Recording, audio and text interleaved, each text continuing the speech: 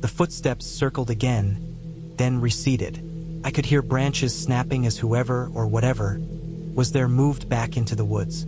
I stayed awake the rest of the night, sitting against the wall, listening to the empty forest. Morning felt like a relief. Sunlight streaming through the cabin windows made the world seem safe again, but I couldn't shake the feeling of being hunted. I decided I needed to take action. I couldn't just sit here waiting for something to happen. I gathered supplies, filling a backpack with water, food, and a few tools. I also took a small hatchet from the kitchen drawer and my flashlight. I mapped the nearest main road on the forest floor with sticks and stones, trying to orient myself. I planned to leave the cabin during the day when I could see clearly and make my way back to civilization. As I prepared to leave, I noticed tire tracks again, much closer this time. They circled around the cabin as if someone had been watching me prepare. Fear tightened my chest, but I knew I had to leave. I moved quickly, quietly, and without looking back, started down the trail I had marked. The forest was brighter than I expected, the sun high in the sky, casting long shadows from the trees. I could hear birds and insects, but they felt distant, like the forest itself was holding its breath. I followed the trail for hours. I stumbled, scraped my arms on branches, tripped over roots, but kept moving. The forest seemed endless. Every so often, I thought I saw movement in the corner of my eye, but it was always a deer or a bird, nothing human. Yet I couldn't shake the feeling that I wasn't alone, that someone had been following me from the cabin. By late afternoon, I emerged onto a small dirt road. Relief washed over me. I could hear the distant hum of traffic. I walked along the road, hoping for a passing car. After what felt like an eternity, a truck appeared. I waved frantically. The driver stopped, and I explained my situation as best I could. They agreed to give me a lift to the nearest town. Once in town, I contacted the authorities and reported the cabin, the footprints, the sounds, and the vehicle that had circled the clearing. They investigated and confirmed that the cabin had been broken into before, and the area had been used by hunters and trespassers. The tracks I had seen were consistent with vehicles they found abandoned nearby. I had been lucky. The forest had protected me in a way, keeping me in the cabin until it was safe to leave. Weeks later, I returned to my apartment in the city. I still couldn't sleep without checking the locks multiple times, but I felt a strange sense of closure.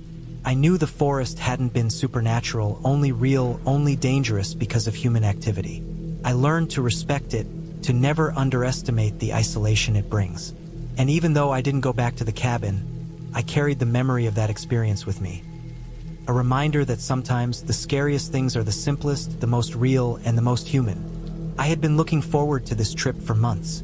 After weeks of work, deadlines, and the constant buzz of my small city life, I wanted nothing more than the silence of the forest, the isolation of a small cabin deep in the woods, and the chance to be completely alone with my thoughts. The cabin was tucked away in a remote area, about a 2-hour drive from the nearest town, and my plan was to stay for a week.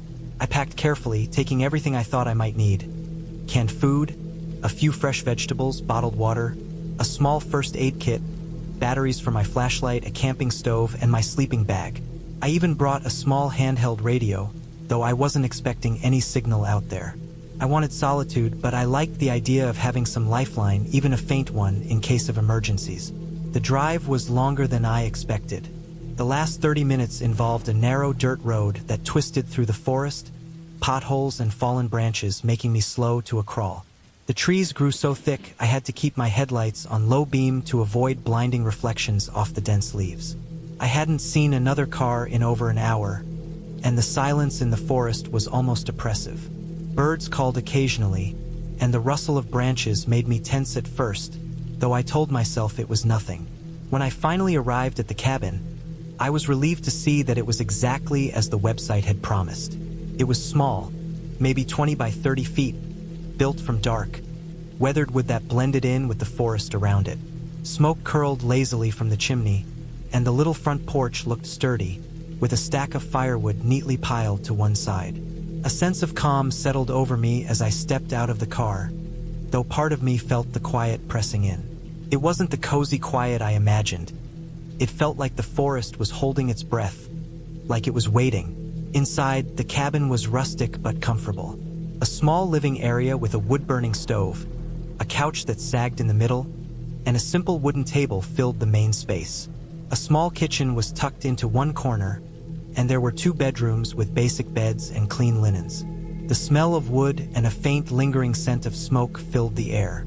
Everything seemed perfectly fine, almost too perfect, but I pushed the thought aside. I unpacked my things, stacked my food supplies on the counter, and decided to take a short walk around the property before night fell. The sun was already low when I stepped out. The forest around the cabin was thick, full of pine and oak trees. Fallen leaves crunched beneath my boots, and I kept hearing little noises. Birds flying away suddenly, the wind rattling branches, maybe a small animal running through the undergrowth. I followed a faint path behind the cabin that led toward a creek I had spotted from the window. The creek was shallow but clear, the water moving quietly over rocks and fallen logs. I took a few pictures on my phone, though I doubted I'd have any signal to share them. The forest was beautiful, quiet, and peaceful, yet something about it also made me feel small, insignificant, and exposed. As dusk approached, I returned to the cabin and lit a fire in the stove. The warmth was comforting, and the flickering light pushed the shadows of the cabin walls into motion. I prepared a simple meal, then sat on the couch wrapped in my blanket, listening to the wood crackle. The radio picked up only static, which somehow made me feel more alone than I had anticipated. The night deepened outside, and the noises of the forest changed.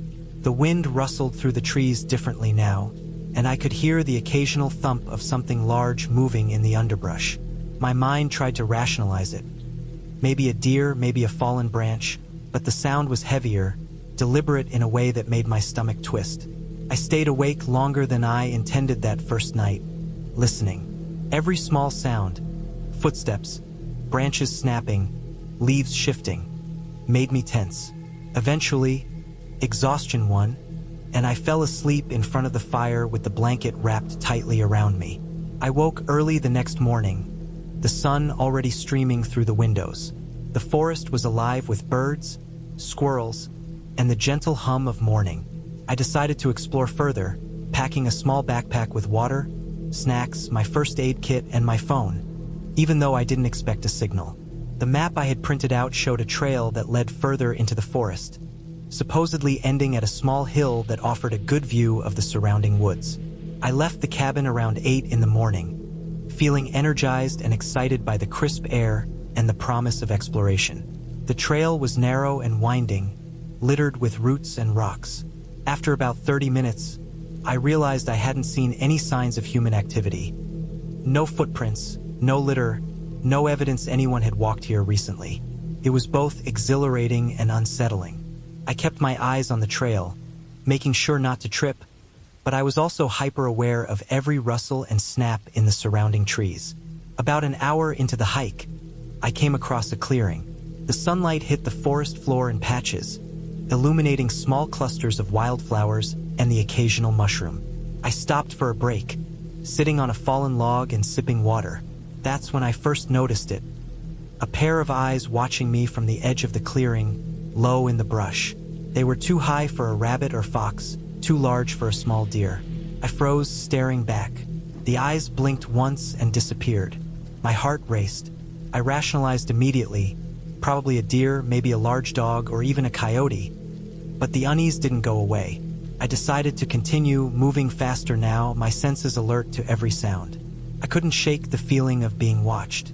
The trail curved around a small hill, and as I reached the top, the view opened up. The forest stretched endlessly in every direction, the morning mist still clinging to the low valleys. It was beautiful, awe-inspiring, and for a moment, my fear receded.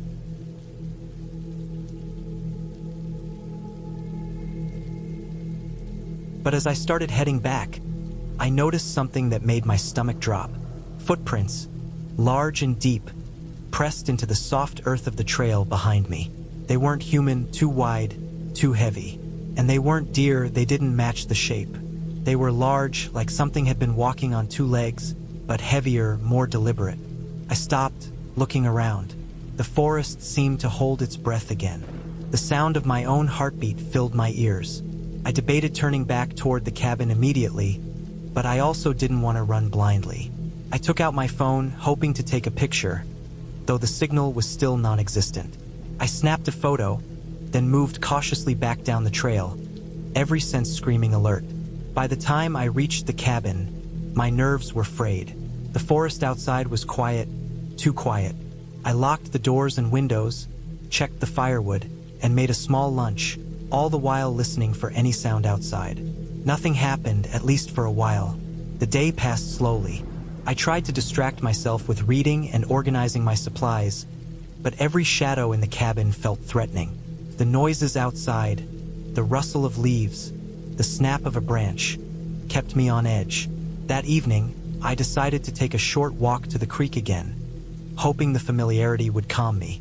The sun had almost set by the time I left. The creek shimmered in the fading light, the water moving quietly. I stayed near the bank, watching the water and trying to focus on the soothing sound. When I heard it, a branch snapping, close behind me. I whipped around.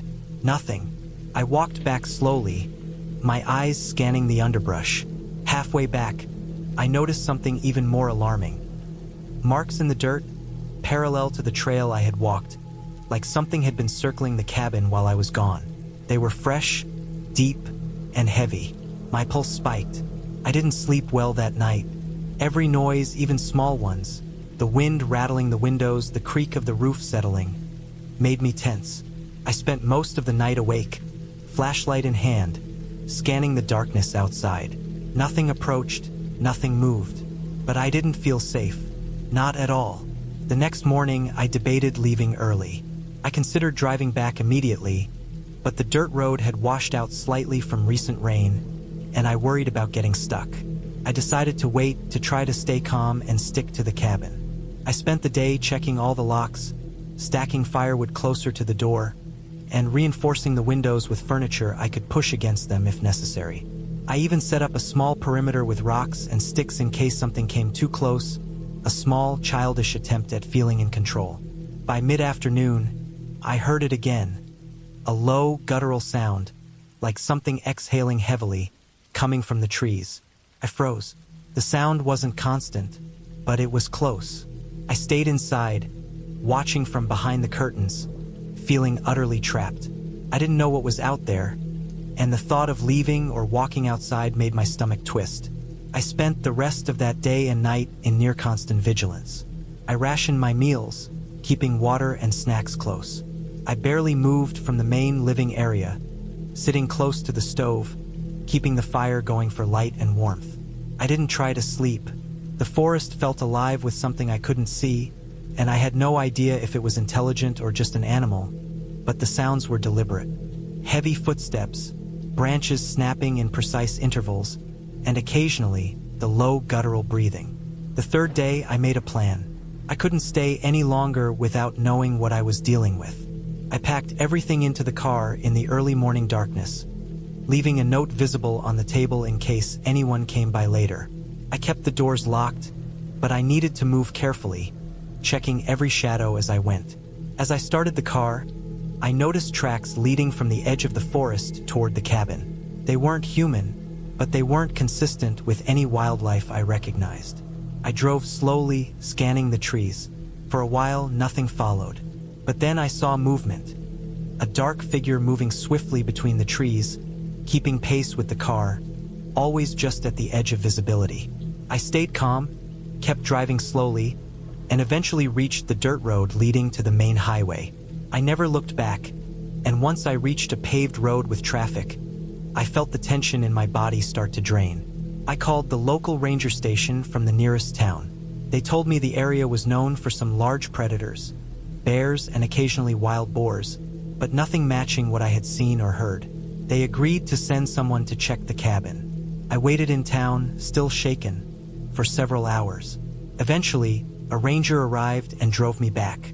The cabin was empty, the perimeter tracks gone, but large animal footprints and heavy marks in the dirt suggested something had been there recently, circling, observing, maybe even testing. The ranger told me to be glad I had left when I did. Based on the tracks and the size, whatever had been following me was extremely strong and potentially aggressive. It might have been a bear, a wild boar, or something else entirely, but in any case, it was not friendly. I left the forest that day, feeling a mix of relief and disbelief. I had been careful, prepared, and experienced, yet I realized how small and vulnerable a human can be in the right or wrong situation.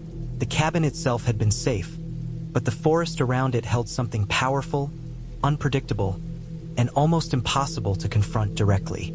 In the following weeks, I couldn't stop thinking about the trip. Friends and family dismissed my experience as imagination or exaggeration, but I knew what I had felt: watched, tested, and threatened by something strong and intelligent. I went back to the forest months later, but not to the cabin. I stayed on marked trails in areas with more people. The cabin itself remained abandoned, empty, and quiet, but the memory of being surrounded by something enormous, lurking just out of sight, stayed with me. It taught me the value of caution, of respecting the forest, and of understanding that nature, while beautiful, is indifferent to human safety. I survived because I stayed calm, made careful choices, and acted promptly. The forest, and whatever had been there, remained indifferent to my presence. I left with a story, a deep respect, and the knowledge that real danger doesn't need ghosts, monsters, or legends. It just needs the right circumstances and something powerful and alive to take advantage of them. It started as a simple plan. I wanted to escape the city for a few days, to be alone with the quiet that seemed impossible to find in the chaos of everyday life. I found a small cabin online, hidden in a dense stretch of forest miles away from any real road. The pictures were convincing. Aged wood that seemed sturdy, a stone fireplace, a small porch overlooking a clearing, and trees stretching endlessly in all directions. I didn't care about luxury. I only cared about being alone and away from the constant noise and pressure of life in the city. The drive there was longer than I expected. The main road quickly gave way to dirt paths, winding, uneven, and narrow. Every turn seemed to take me deeper into the forest, and the trees grew taller, thicker, until the sunlight barely pierced through the canopy. My GPS was unreliable after a certain point, showing me only as a dot that barely moved on a blank screen. I had no phone signal. My heart had this quiet, almost secret thrill as I drove. It felt like stepping into another world, one removed from everything I knew. When I finally arrived at the cabin, the sun was low, spilling orange and gold across the forest. The cabin itself was smaller than I imagined, rougher, with boards warped from years of exposure. The porch sagged in the middle, and the door looked heavy and old. I left the car and carried my bag inside. The smell of the cabin was a mix of dust, wood, and something faintly damp, like the floorboards had never fully dried after a rain. I set my bag down, letting the quiet settle over me like a blanket. The first night was quiet, more quiet than I had anticipated. Without the city hum, my own breathing and heartbeat felt loud. Every small sound, the creak of a floorboard, the rustle of leaves outside, the wind in the trees, was amplified. I lay in the old bed, staring at the ceiling, aware of every little detail. The tiny cracks in the wood, the dark shadows cast by the flickering light from my lantern. I slept fitfully, often waking, disoriented, and listening. Somewhere far off, I thought I heard movement. Not close, but not entirely distant. Something like the snap of a branch, the brushing of leaves. I convinced myself it was just the forest settling. The next morning, I woke early. Light was streaming through the small window above the sink. The forest looked different in the daytime, less threatening but still enormous. I decided to explore. There was a small trail leading away from the cabin, winding through thick trees, with roots twisting across the dirt. I walked carefully, noticing everything: the shape of the bark on each tree, the way the leaves moved in the light, the patterns of shadows on the ground. There were no animals, no birds, nothing alive that I could see. Only the quiet and the smell of earth. By the afternoon, the solitude began to feel heavier. My mind wandered, circling thoughts in a way it didn't in the city. where distractions were endless. I felt exposed, tiny, alone. I returned to the cabin, feeling relief just from seeing the structure. But as I approached, I noticed something unusual. A single footprint in the soft dirt of the small clearing around the cabin. At first, I thought it must have been an animal, but the shape didn't match anything I could identify. It was a human print, clearly made by a boot, and it hadn't been there the day before. My pulse quickened. I checked the rest of the area. No other prints. No signs that anyone had moved around the cabin. I tried to convince myself it was a mistake, maybe an old print from months ago. But the soil was soft enough to show a fresh indentation. My mind started racing. Someone had been here. I had thought I would be completely alone. I checked the cabin carefully, making sure all doors and windows were locked. Everything seemed fine, except for the faint sound of movement outside, branches cracking, leaves brushing. I told myself it was the wind. That night I barely slept. Every noise was magnified. I could hear the wind pushing against the cabin, small twigs tapping the sides, and something else, almost like faint footsteps circling the clearing outside. I stayed awake, straining to hear, to see. My imagination ran wild. Every small sound felt like it was coming closer, felt deliberate. My heart thumped in a way I hadn't felt in years. The next day, I made a decision. I would leave. The forest felt wrong now, heavy, watching. But when I tried to start the car, it wouldn't. The engine turned over briefly and then died. I tried again. Nothing. My phone still had no signal. Panic started to rise in me. I was trapped. Alone. I checked the cabin again. Nothing seemed out of place inside, but I couldn't ignore the feeling that I wasn't alone.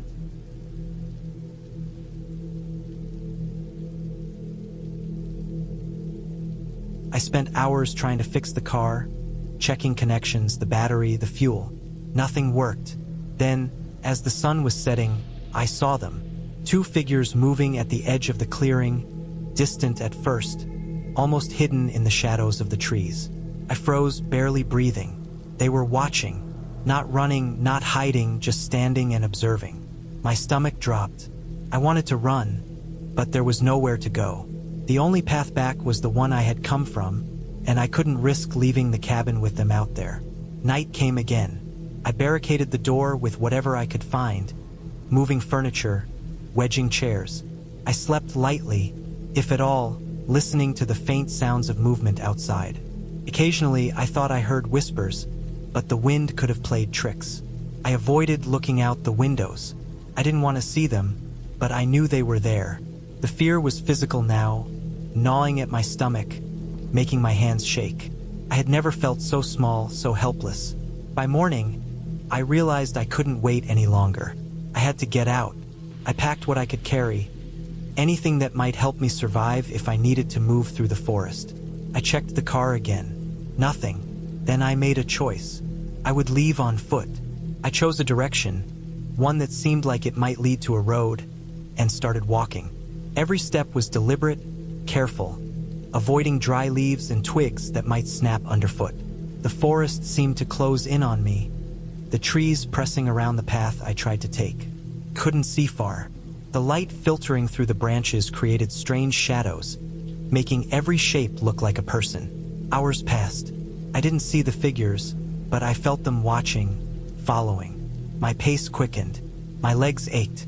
I forced myself to stop thinking about what might happen if I ran into them. I focused only on moving forward.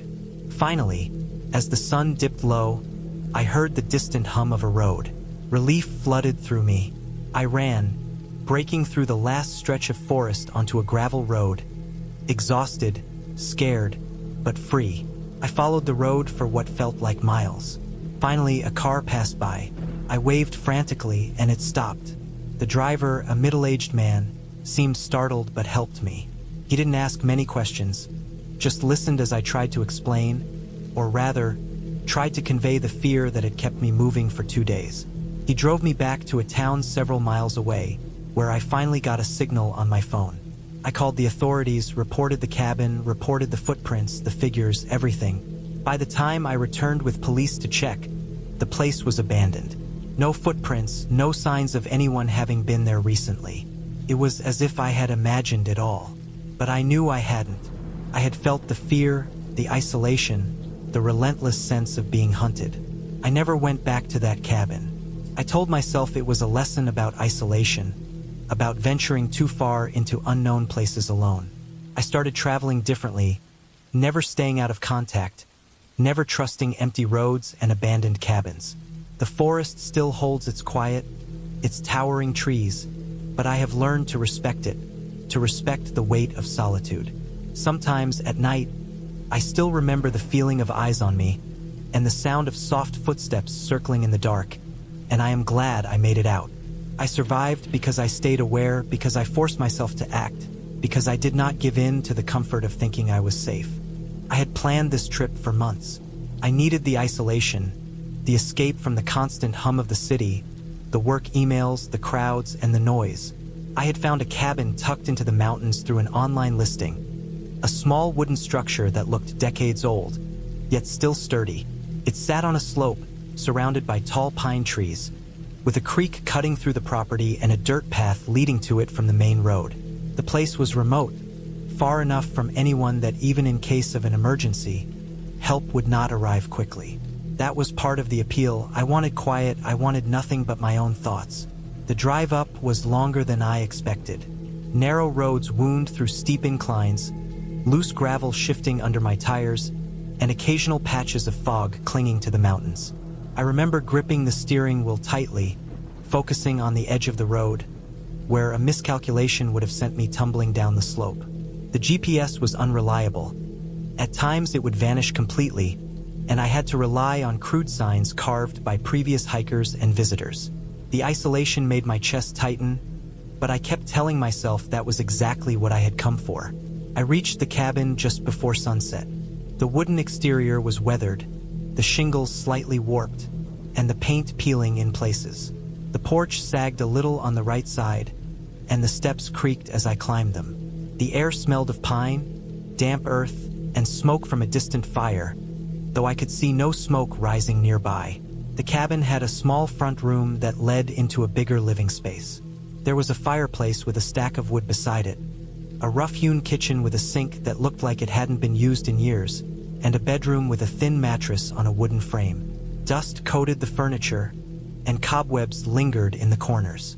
I had brought supplies, a small pack of canned food, a few bottles of water, some snacks, a camping stove, and a first aid kit. I unpacked quickly, setting things neatly on the counter, organizing my small space. The first night passed quietly.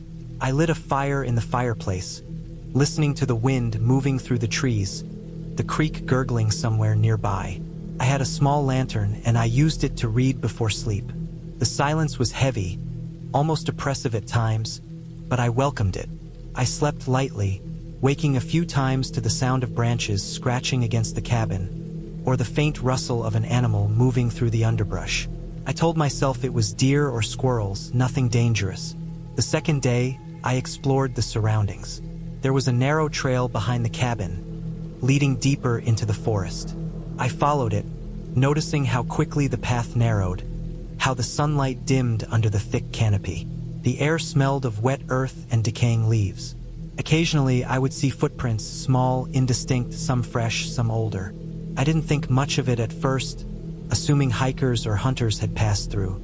The deeper I went, the quieter it became, until even the creek seemed distant. Birds had stopped singing, and the wind barely moved the leaves. It was a strange stillness, like the forest was holding its breath. By evening, I returned to the cabin, exhausted and tense. I had gone farther than I had intended, and my legs were sore from uneven ground and hidden roots. I made a small fire in the fireplace and ate some canned beans, the warmth comforting. But as darkness fell, I started to notice small things. The creaking of the cabin seemed louder, the shadows of the trees pressing against the walls. I heard something outside, a low rustle, almost like someone walking through the leaves, then silence. I grabbed a flashlight and walked around the perimeter, checking for any signs of intruders, but there was nothing. Only footprints, some mine, some unidentifiable, leading into the woods. The third day brought a different kind of unease. I woke early to gather firewood. As I stepped outside, I saw deep tire tracks near the cabin, fresh and wide. I had parked my car on the small clearing in front of the cabin, and these tracks were not mine. Panic prickled at the back of my neck, but I reminded myself I was in a remote area, likely someone passing through. Maybe a local checking trails, a hunter, or someone camping nearby.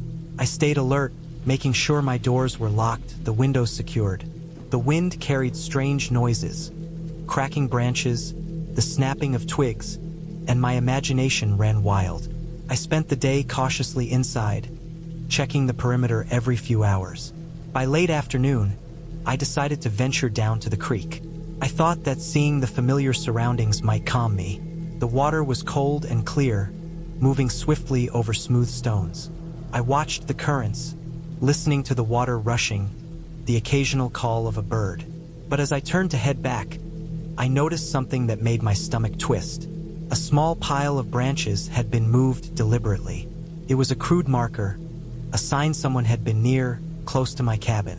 I felt my heart rate spike. My mind raced. Maybe I was overthinking, maybe it was an animal. But the deliberate nature of it suggested otherwise. I returned quickly to the cabin and secured the doors. That night, I barely slept. Every sound seemed amplified, the wind, the creak, the creaking of the old wood. At one point, I thought I heard voices, low and indistinct, outside the cabin. I froze, straining to listen. Nothing, just the wind. I tried to convince myself I was imagining things, but a part of me knew I wasn't.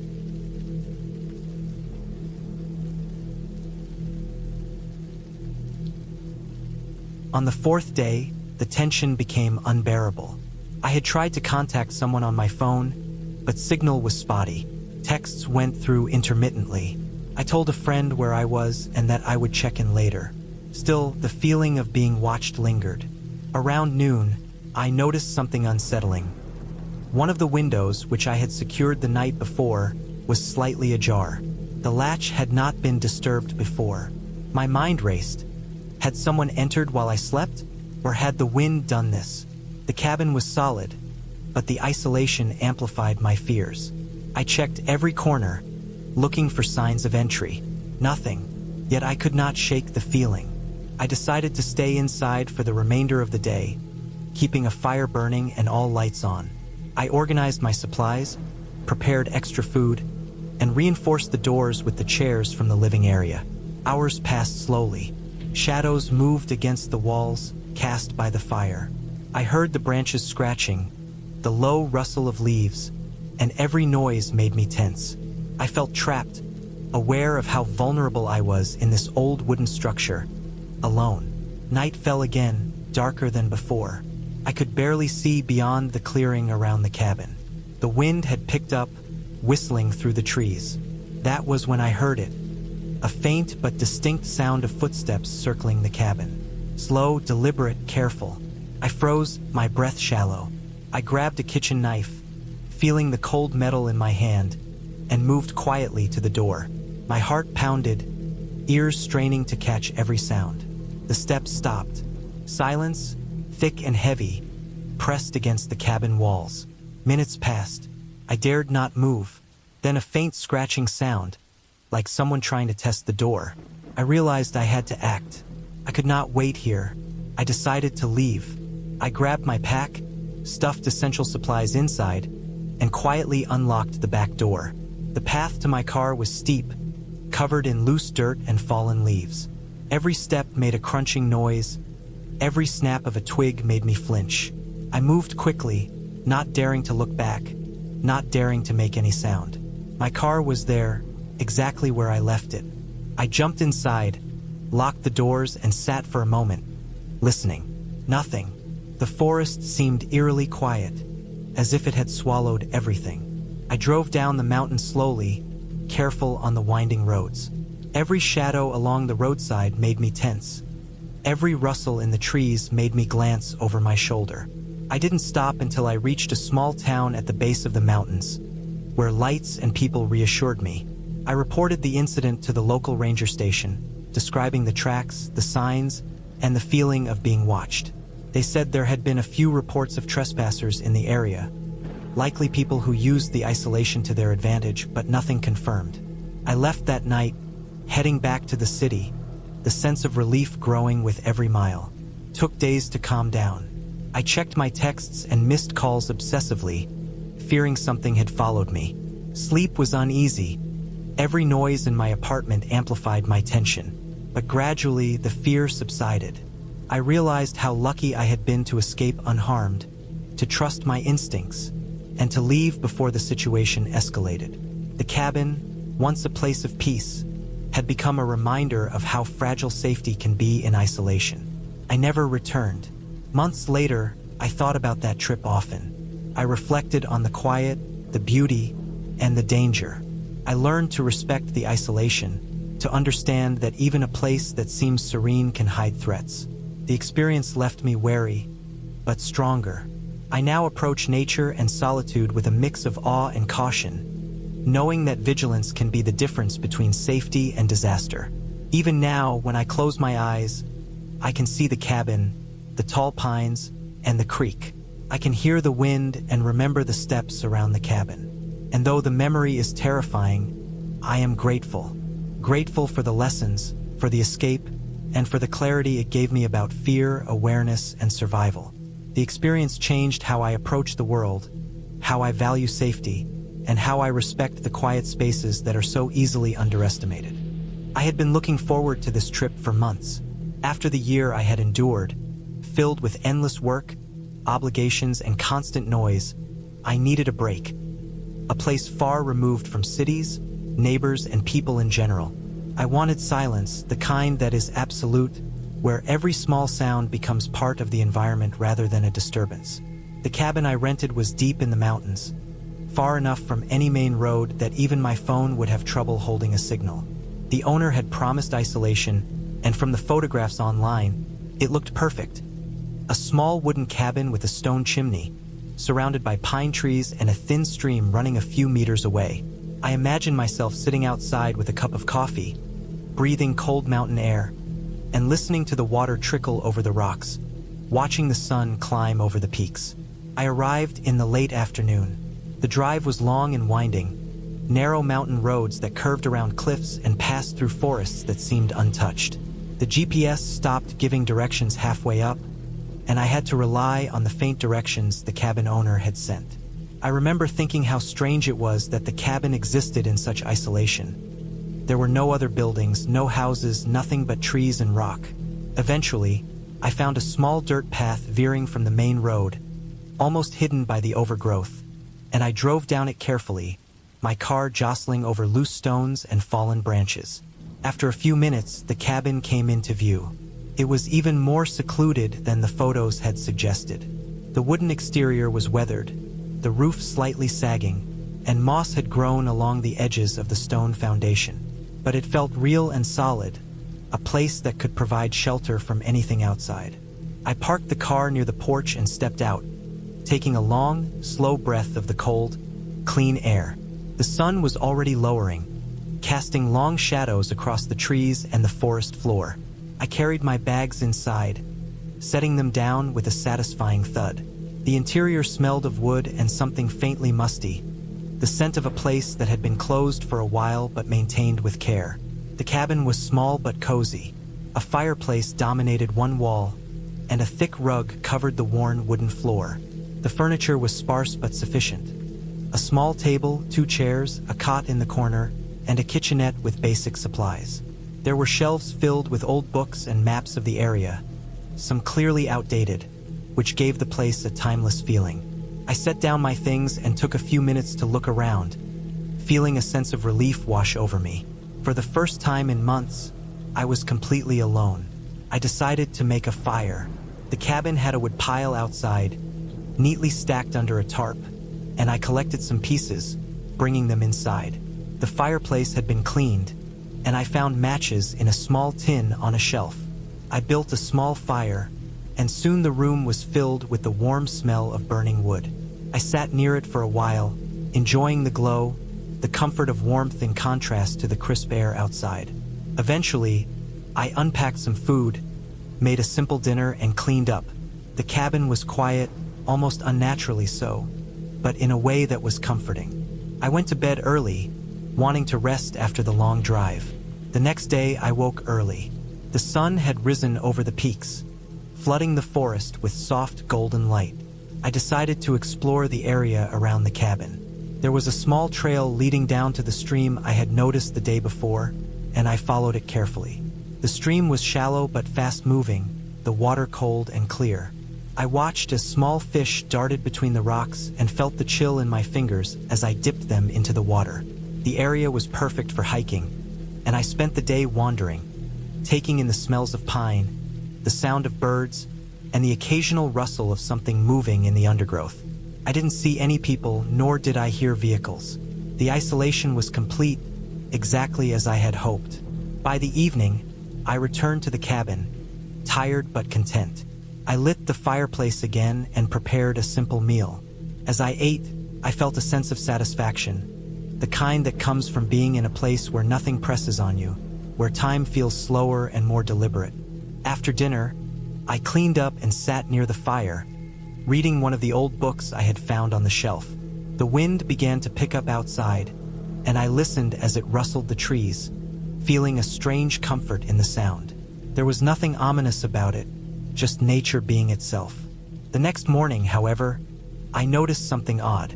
The front door, which I had locked the night before, was slightly ajar. I knew I had locked it, and it wasn't windy enough overnight to move the heavy wooden door. I felt a flicker of unease but tried to rationalize it. Maybe I hadn't latched it properly, or perhaps the hinges had loosened. I inspected the cabin carefully, looking for signs of forced entry. There were none. Nothing had been moved inside, and my bags and supplies were untouched. Still, I couldn't shake the feeling that someone, or something, had been near the cabin. I decided to remain cautious. I checked the windows, secured the door, and moved some furniture in front of the entrances, just in case. Then I went outside, carrying a large stick, and walked around the cabin to check the perimeter. The forest was dense, and I didn't see any footprints or other signs of human presence. Still, I felt watched. I couldn't explain it, but there was a subtle tension in the air, a sense of unease that hadn't been there before. That night, I slept fitfully. Every sound, the wind against the trees, the stream running nearby, even the creak of the cabin settling, felt amplified. At one point, I thought I heard footsteps outside, crunching over the dead leaves. My heart raced, and I stayed completely still, listening. After a while, the sound stopped, and I told myself it was an animal, perhaps a deer or a raccoon. But sleep didn't come easily after that. The following morning, I decided to explore further. There was a dirt road I had noticed from the cabin, leading further into the forest. I wanted to see if I could find a better view, perhaps a clearing or a ridge overlooking the valley below. I packed some water and food and left the cabin, keeping the stick from the previous day in my hand, just in case. The trail was narrow and overgrown in places, forcing me to push branches aside. After about an hour, I reached a ridge. The view was breathtaking, mountains stretching as far as the eye could see, with the valley below shrouded in a thin morning mist. I felt a surge of relief and happiness, thinking that I had made the right choice in coming here.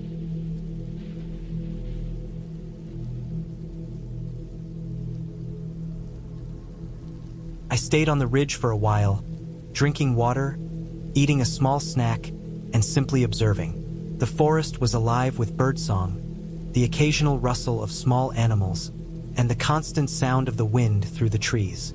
Then I noticed something unusual. In the distance, near another ridge, there appeared to be a person, standing very still and watching. I couldn't make out details, but the figure was unmistakably human. My pulse quickened. I had expected isolation, but now the reality of encountering someone in this remote place was unnerving. I turned back toward the cabin, keeping an eye on the figure. As I moved, I tried to assess whether it was someone lost, perhaps another hiker, or someone with less benign intentions. I didn't know what to do. My first instinct was to return quickly to the cabin, which I did, moving as fast as the trail allowed, my heart pounding. When I reached the cabin, I locked the doors and windows, checked every entry point, and then sat down to think. I realized then that being truly isolated in the wilderness comes with risks. No one would hear me if something went wrong. My phone had no signal. The nearest main road was miles away. I could survive physically, but if I were confronted, I would have to rely on my wits and whatever I had on hand. I decided to prepare. I gathered firewood, collected stones and other heavy objects I could use as tools or weapons, and moved furniture to create a defensive barrier near the door. I also made sure I had a small backpack ready with essentials: water, food, a knife, flashlight, and first aid supplies, so I could leave quickly if necessary. Over the next few days, I remained vigilant. I noticed signs that someone had been near the cabin: broken branches on the path, footprints that didn't match mine, subtle disturbances near the windows, but I never saw anyone directly. The tension was exhausting. Every sound, every shadow seemed to carry a threat. I stayed near the cabin more than I had before, exploring only briefly and cautiously. I avoided open areas and kept my stick and knife with me at all times. Despite the fear, I remained logical. I documented everything I noticed, marking trails, noting the time of day for certain animal movements, and observing patterns. I realized that most likely, the intruder was not intent on harm, perhaps another hiker who was lost or curious. But I could not take the risk. I had to act. On the 5th day, I decided to leave the cabin for a brief supply run. I knew the trip would be long and risky, but I needed food and other essentials. I packed my backpack with as many defensive tools as I could carry and moved carefully down the main dirt road toward civilization. I remained alert at all times, listening for footsteps or other signs. I traveled quickly but cautiously, using the trees for cover whenever possible. After hours of walking, I reached a small town at the base of the mountain. I purchased supplies and explained to the clerk that I had been staying in a remote cabin. I didn't go into details about the intruder, but I asked for advice on how to proceed safely. The clerk gave me simple instructions: stay alert, avoid traveling alone at night, and report any suspicious activity. When I returned to the cabin, I felt a sense of cautious relief. The intruder had not approached while I was gone, and I realized that my preparation and vigilance had kept me safe. Over the next several days, I maintained strict routines, checking the perimeter, securing the cabin, and limiting my exposure outside. Slowly, the tension began to ease as I realized that no one was actively threatening me, and the signs I had observed were likely the result of a curious hiker or someone passing through. By the end of the 2nd week, I had regained a sense of control and confidence.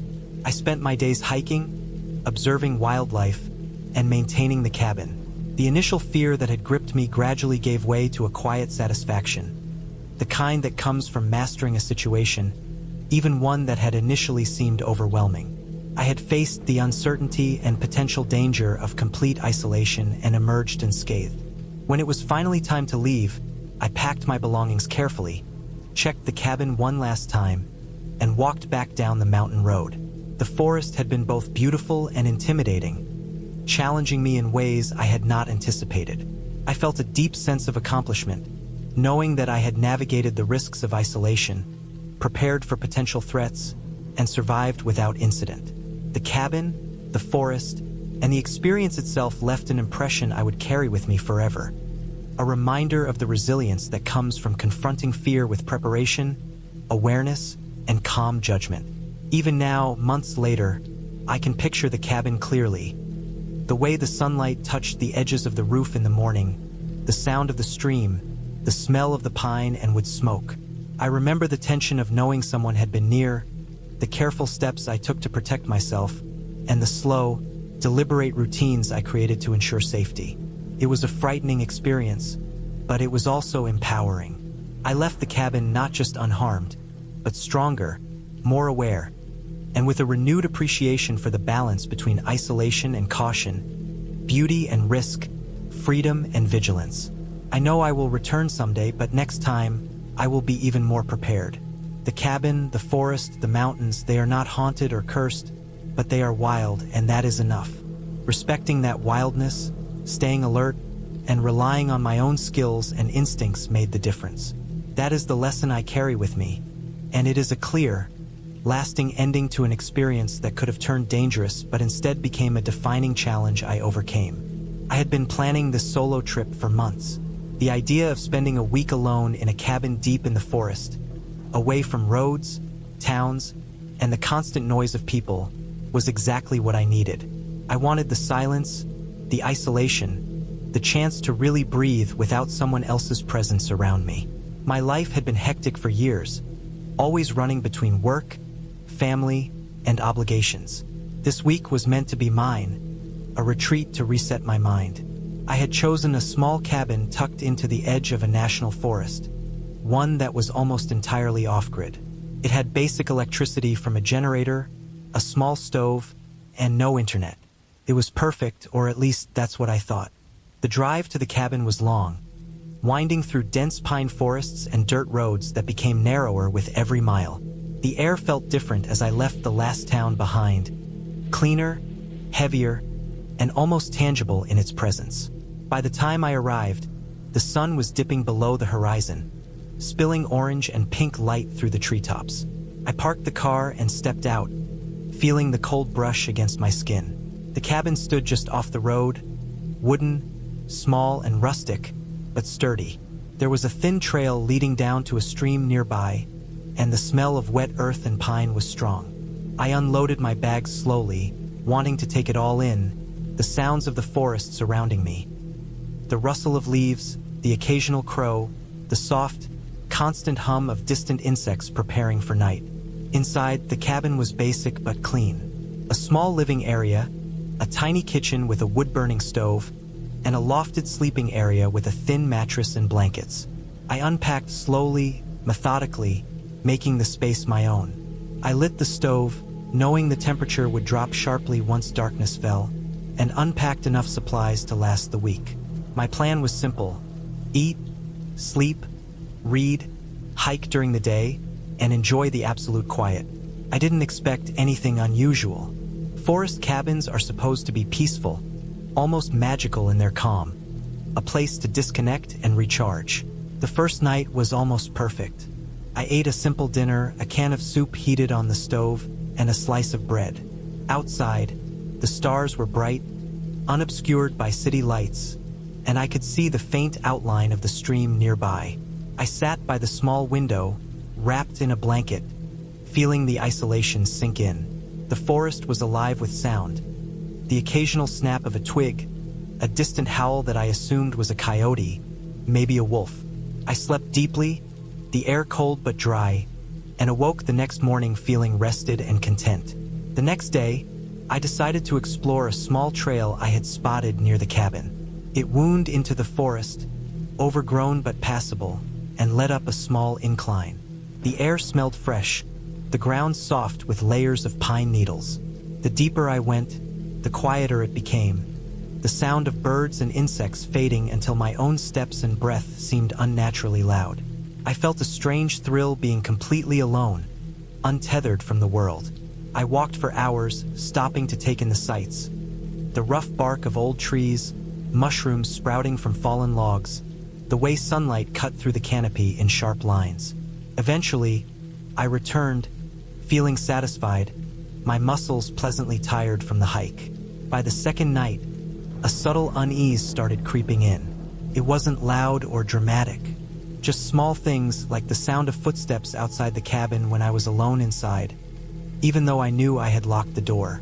The stream sounded louder, more insistent, as if moving with purpose rather than lazily as before. I told myself it was just my imagination. The forest at night is alive in ways city people forget. Sounds echo differently, shadows twist strangely.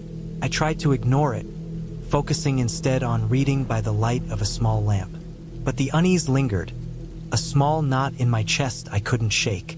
On the third day, I decided to venture further along a trail I had spotted from the cabin's small porch. It was narrower, less maintained, and quickly became obvious that few people used it. I felt a mixture of excitement and caution as I walked. The trail twisted and climbed, opening into small clearings where sunlight pooled on the ground. Around midday, I stopped to eat a small lunch: bread, cheese, and an apple. That's when I first noticed it. Faint footprints in the soft soil of the trail. They were small, perhaps a man's, but deeper than they should have been, and they seemed to continue ahead of me. I froze, listening to the forest around me. The wind was still, birds silent. My heart thumped in my chest. For a moment, I considered turning back, but curiosity got the better of me. The footprints led up a slight rise and then disappeared around a bend in the trail. I returned to the cabin that evening with a heightened sense of awareness. I double-checked the locks, secured the windows, and moved the generator cord closer to the front door in case I needed it quickly. Sleep was difficult. Every sound, the creak of the cabin settling, the brush against the windows, the occasional distant howl, made me tense. I kept imagining someone watching me, though rationally I knew the nearest road was miles away and the odds of anyone being around were tiny. The following morning, I found more signs outside. Small things. Broken branches near the trail, the subtle indent of a footprint near the cabin itself. I didn't see anyone, but the feeling of being watched was undeniable now. I tried to rationalize. Deer perhaps, some forest animal larger than I expected. But the footprints looked human. I spent the day inside, chopping wood, keeping the stove going, constantly glancing outside. It felt wrong, unnatural, to be so isolated yet so aware that I was not alone in some way.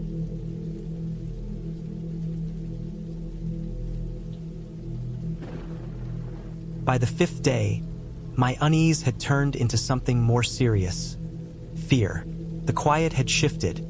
It wasn't peaceful anymore. Every sound seemed amplified, every shadow heavier. I started noticing details I hadn't before. The sound of gravel shifting outside the cabin, marks on the tree trunks that looked like scraping. That night, I sat in the dim light, my phone with no signal beside me, wondering if anyone had been in the cabin while I was out. The idea seemed absurd at first, but the logic gnawed at me. How else could the footprints be so fresh and so close? Couldn't sleep. I kept the stove burning, the knife I brought for camping within reach, and I listened.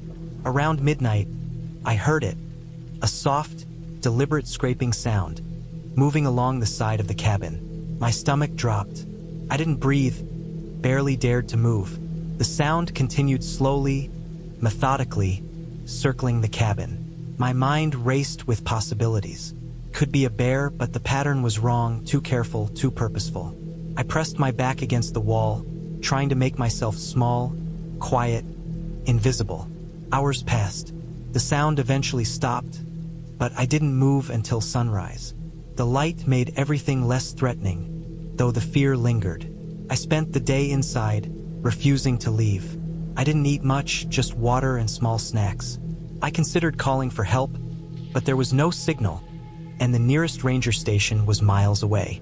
By evening, I realized I couldn't stay in the cabin safely. I needed a plan. I packed as quickly and quietly as I could, putting essentials into a backpack. I decided I would hike out at first light, taking the trail I had explored to the main road. I checked the locks one last time, slid the windows closed, and went to bed for a few hours of forced rest. The night was long, each sound outside making me flinch. I woke just before dawn, my nerves taut, and set off carefully, following the trail I knew. The hike out was tense but uneventful. I kept my eyes constantly scanning the forest, ears straining for any sound of movement. I didn't see anyone, though I occasionally noticed broken branches or scuffed dirt that made my heart race. When I finally reached the dirt road, I broke into a run, my backpack heavy but irrelevant. The first car I saw, I flagged down desperately, explaining to the driver that someone had been outside my cabin the past few nights. The driver's alarmed expression mirrored my own panic. They radioed the nearest ranger station, and within an hour, a patrol vehicle arrived. The rangers scoured the area around the cabin. They found footprints leading into the forest, a few makeshift shelters made from branches and tarps, and signs that someone had been living there recently, evidence I had missed completely. They told me that the area had seen several reports of a transient person moving through the forest, often approaching cabins, but had never harmed anyone. It was still illegal and dangerous, They offered to escort me back to the cabin to retrieve my car safely. Returning to the cabin in the daylight, the place looked normal, almost peaceful. The fear I had felt at night seemed exaggerated in memory, but the evidence told a different story. Footprints, scuffed dirt, marks on the walls, all tangible proof that I hadn't imagined it. I left the cabin behind, agreeing to never return. The week I had planned for solitude and calm had become a lesson in respect for the unpredictability of the wilderness, and a reminder that sometimes the most realistic fears aren't supernatural at all.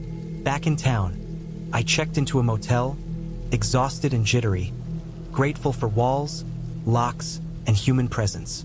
I didn't sleep well, but at least I felt safe. Over the next days, I tried to process what happened, writing down every detail, every sound, every mark, trying to make sense of it. I realized that the forest had not changed, only my perception of it. Alone, isolated, and unprotected, it became easy to fear the worst. And sometimes the worst isn't something that can't be explained. It's just the reality of another person, somewhere moving quietly, observing, and existing outside the rules you take for granted.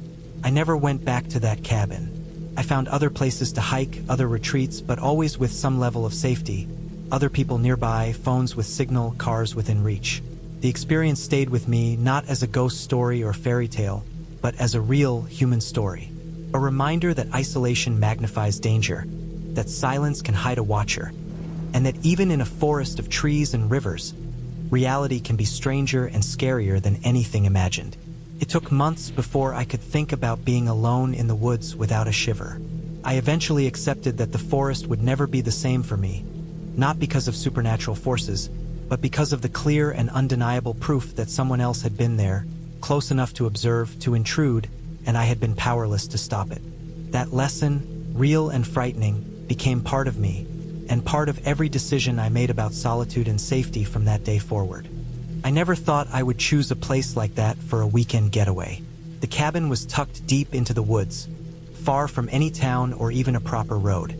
The only way in was a narrow dirt track that twisted through dense trees, the branches almost touching the roof of my car at some points. I had found it on a rental website, a secluded spot advertised as perfect for complete peace and privacy. At the time, I was drawn to that idea like a moth to a flame. I wanted to get away from people, from the constant hum of city life, from my own racing thoughts.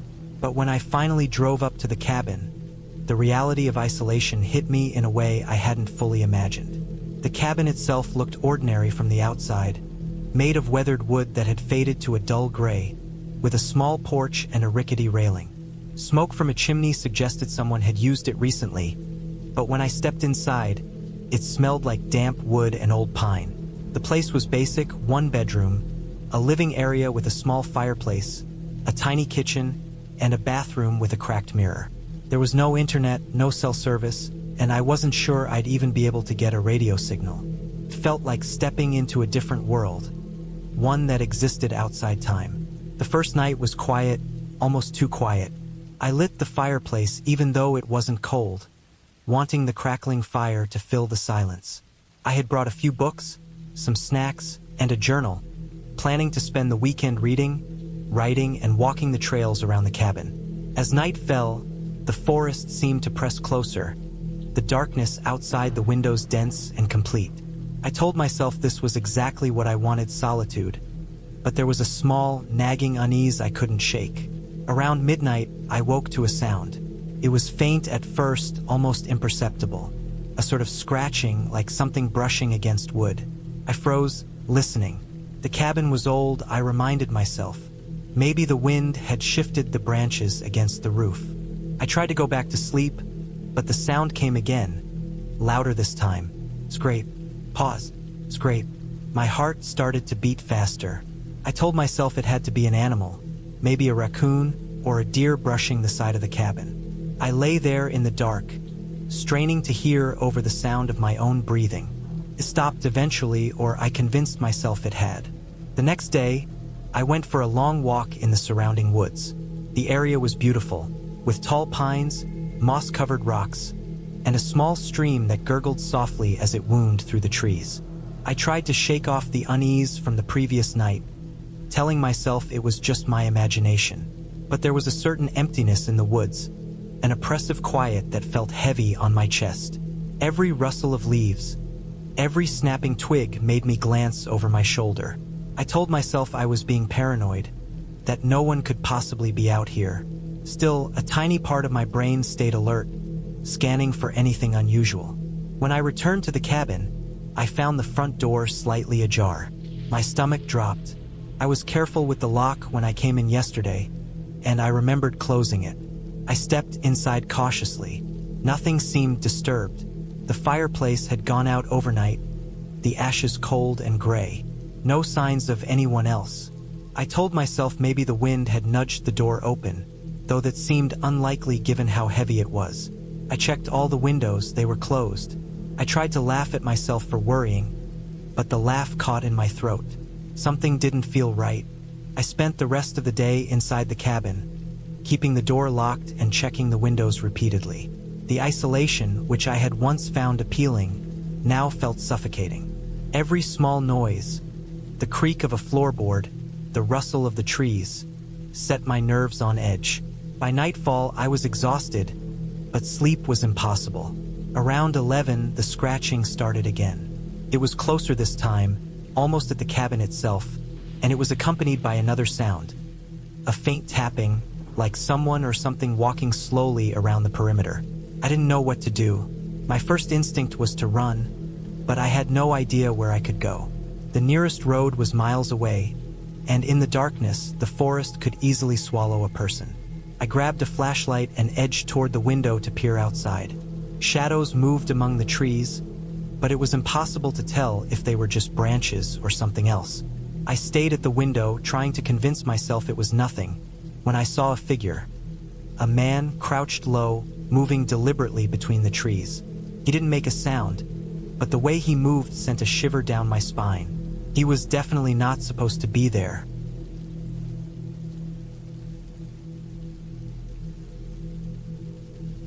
Panic surged through me. I realized then that I had no idea if the cabin was known to locals, or if it was truly private. If someone wanted to get inside, I was defenseless. I looked around, thinking about what I could use to protect myself. There was a fire poker, a kitchen knife, a heavy chair. I gripped the poker, holding it as tight as I could, my heart hammering. The figure disappeared into the darkness, and I couldn't see him again. But I knew he was still out there. I spent the rest of the night sitting in the living room with the lights on, the poker beside me, listening to every sound. Dawn came slowly, and with it, a tense relief. The figure was gone, and the scratching had stopped. I didn't sleep, only dozed in short bursts, my eyes flicking to the windows every few minutes. When the sun rose fully, I decided to leave immediately. I packed my things quietly, making sure to leave nothing behind. I locked the cabin, though I knew it probably didn't matter, and started walking back to my car. The walk through the forest felt surreal. Every shadow, every tree made me tense. I was hyper-aware of every sound. The wind in the leaves, birds calling in the distance, even the crunch of my own footsteps. The farther I went, the more I realized just how vulnerable I had been. If that man, or anyone else, had wanted to trap me, I would have had no way to escape. By the time I reached my car, sweat and adrenaline had drained me. I jumped in, locked the doors, and drove away as fast as the dirt track allowed, my hands trembling on the wheel. I didn't stop until I reached the nearest town, where I felt safe again. I reported the cabin to the local authorities, explaining what had happened, though I knew they might not be able to do much. When I got home, I couldn't sleep for several nights. I kept imagining shadows moving in the corners of rooms, hearing scratching at the walls, even though I knew it was my mind replaying the events in the cabin. I realized then how easy it was to feel trapped, how quickly isolation could make a person feel vulnerable. That weekend, which I had thought would be peaceful and restorative, had turned into something almost unbearable. Looking back now, I see that I was lucky. That figure could have been anyone, but he never came closer, never tried to break in while I was awake. I never returned to that cabin, and I don't think I ever will. I learned that complete isolation, while appealing in theory, comes with risks that are easy to overlook. But I also learned how strong fear can make a person, how quickly we can react to survive, even when panic threatens to paralyze us. I'm careful now when I go somewhere remote. I check the area thoroughly, I tell someone exactly where I'm going, and I make sure I have a way to leave. Most importantly, I've learned to trust my instincts. That night, my gut knew something was wrong before my mind could rationalize it. The fear I felt wasn't imagination, it was survival. And while the memory of that weekend still chills me, I'm grateful for the lessons it taught me. I learned to respect the isolation, to respect the wilderness, and to respect the fact that there are always unknown dangers lurking, even in places that look safe. Now, when I think of that cabin, I don't think about it as a haunted or cursed place, because it wasn't. It was simply a place that revealed just how fragile our sense of safety can be when we are truly alone. And I carry that lesson with me every time I plan a trip, every time I step into the woods, and every time I lock my door at night, grateful for the ordinary, predictable world outside the forest, and grateful that I survived the weekend that could have ended very differently. I drove through the winding back roads for hours, the kind of roads that are almost hidden by trees and overgrown brush. My car's headlights barely penetrated the thick darkness of the evening, and I kept my speed slow, but not so slow that I'd attract attention from wildlife crossing the road. The plan was simple. I was going to spend a weekend alone in a cabin I had rented deep in the mountains. I wanted the solitude, the escape from the constant hum of city life, and the thought of being completely isolated for a couple of days sounded peaceful. That was before I realized how much I had underestimated just how alone really could be. The last few miles of the drive were almost non-existent on a map, and the road narrowed until it was barely wide enough for a single car. The trees closed in on either side, their branches scraping against my roof, and the occasional rustle of something unseen made me tense. I reached the small, weathered sign marking the entrance to the property and pulled onto the gravel driveway, the crunch under my tires loud enough that it seemed to echo through the silent woods. The cabin itself was older than I expected. It was solid, made of dark wood that had weathered to a muted gray, and the windows reflected the dim light of the fading evening. I parked beside it and stepped out, the cool mountain air biting at my face. There was no one around, nothing but the sound of wind in the trees and the distant murmur of a stream. I had expected some chirping birds or the occasional insect, but it felt eerily silent, almost like the woods themselves were holding their breath. Inside, the cabin smelled of dust, wood, and a faint mustiness that comes from a place being closed up for long periods. The furniture was sparse but sturdy. A small table, a couple of chairs, a bed with a thin mattress, and a small kitchen area with a sink, a stove, and some cabinets. The fireplace was cold, but there was a pile of chopped wood next to it. I dropped my bag, ran my hands over the table and counter, and decided to get the fire going. It wasn't long before the cabin was lit by flickering orange flames, and the warmth spread across the room. That was when I first noticed it, the faint scratching sound coming from somewhere outside. At first, I thought it was the wind, but the sound was irregular, deliberate even. I froze, listening. Scrape, scrape, scrape. It was soft, coming from the side of the cabin closest to the woods. I told myself it was a deer or some other animal, but the way the sound paused and resumed made me uneasy. I grabbed a flashlight and went outside, sweeping the beam across the trees. Nothing moved. The wind rustled the leaves, but I couldn't see anything that could make that noise. I shook my head and went back inside, telling myself that I was imagining things. The first night passed uneventfully, or at least I tried to convince myself it did. I stayed close to the fire, reading a book and listening for sounds, but the silence outside became heavier as the hours ticked by. At some point, I drifted off, but I woke suddenly in the middle of the night, heart pounding. There was a sound, this time unmistakably close. It was the sound of footsteps on the wooden porch outside. I froze, straining to hear, and then the steps stopped. I told myself I was being paranoid, but my pulse raced as I grabbed a heavy metal flashlight from the table, keeping it at the ready as I edged toward the door. There was nothing there, just the empty porch, bathed in moonlight, and the dark trees beyond. The next morning, I explored the area around the cabin in daylight. The forest was dense, and the ground was uneven with roots and rocks hidden beneath a thin layer of leaves. I walked along the narrow trail that led downhill toward the stream I had heard the night before. The water was clear, cold, and moving faster than I expected. As I walked along the bank, I noticed footprints in the soft mud near the edge of the water. They weren't mine. They were fresh, going from the woods toward the stream, and then disappearing into the trees. My stomach sank. I had assumed I would be completely alone, but someone or something had been there. I returned to the cabin, trying to push the thought from my mind.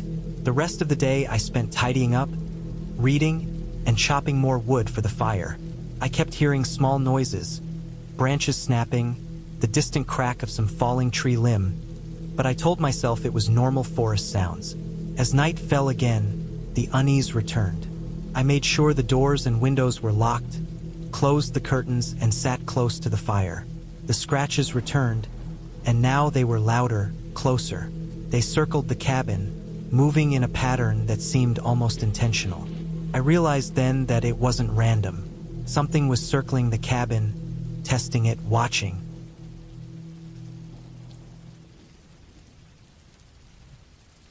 The fear that settled in me was unlike anything I had felt before. It wasn't fear of ghosts or monsters. It was fear of a living, thinking presence outside, something that could be dangerous. I remembered the footprints in the mud and realized the possibility that someone was out there, someone who had been watching me and had followed me to the cabin. I thought about calling the police, but the cell service was weak here. My phone had a single bar, barely enough to send a message, and I wasn't sure it would even go through. I had no neighbors for miles, no way to get help quickly, and the realization was suffocating. Hours passed in tense silence. I kept the fire going, the flashlight beside me, my senses heightened. Then, in the darkest part of the night, I heard it, the unmistakable sound of someone trying the back door handle. It rattled once, twice, then stopped. I held my breath, listening, and then the scratching started again, this time against the side wall of the cabin. Whoever or whatever was out there knew the cabin, knew the doors were locked. My mind raced. I thought about all the things I had in the cabin. The kitchen knife, the fireplace poker, the logs I could use to barricade the door. I thought about escape routes. There were none, at least none that I could reach without exposing myself. I stayed awake the rest of the night, barely sleeping in fits of exhaustion, listening to the occasional scraping and scratching. When dawn finally came, I was pale, trembling, and exhausted. I forced myself to get up, to eat something, and to think clearly. My first thought was to leave, to drive back down the mountain and never return. But the problem was the road. I needed daylight to navigate the narrow, twisting paths safely, and even then, I was terrified that whoever had been circling the cabin might still be nearby. I spent the morning checking all the doors and windows, reinforcing them where I could, and waiting for a chance to leave safely. By mid-afternoon, I decided I had to take the risk. I grabbed my bag, shoved it into the car, and checked the cabin one last time. Nothing moved in the forest, at least nothing I could see. The wind was light, the leaves rustling softly. I got in the car and started down the gravel driveway slowly, every sound amplified in my mind. I imagined someone stepping out from behind a tree, blocking my path, but there was nothing. The road stretched before me, dark and twisting, but empty. As I descended, the tension slowly eased, replaced by an adrenaline-fueled exhaustion. By the time I reached the main road, I was shaking, but I felt a sense of relief I hadn't expected. I stopped at a small convenience store at the edge of the town, bought some water, and called the local sheriff's office. I reported the cabin and the signs of someone else being there. They said they would check it, though I knew it could take hours or longer to get someone out to that location. I didn't wait for confirmation. I drove back home, keeping to well-traveled roads, the city lights becoming a comfort I hadn't realized I missed. When I got home, I went through every detail in my mind. The scratches, the circling, the footprints, they were real. Someone had been there.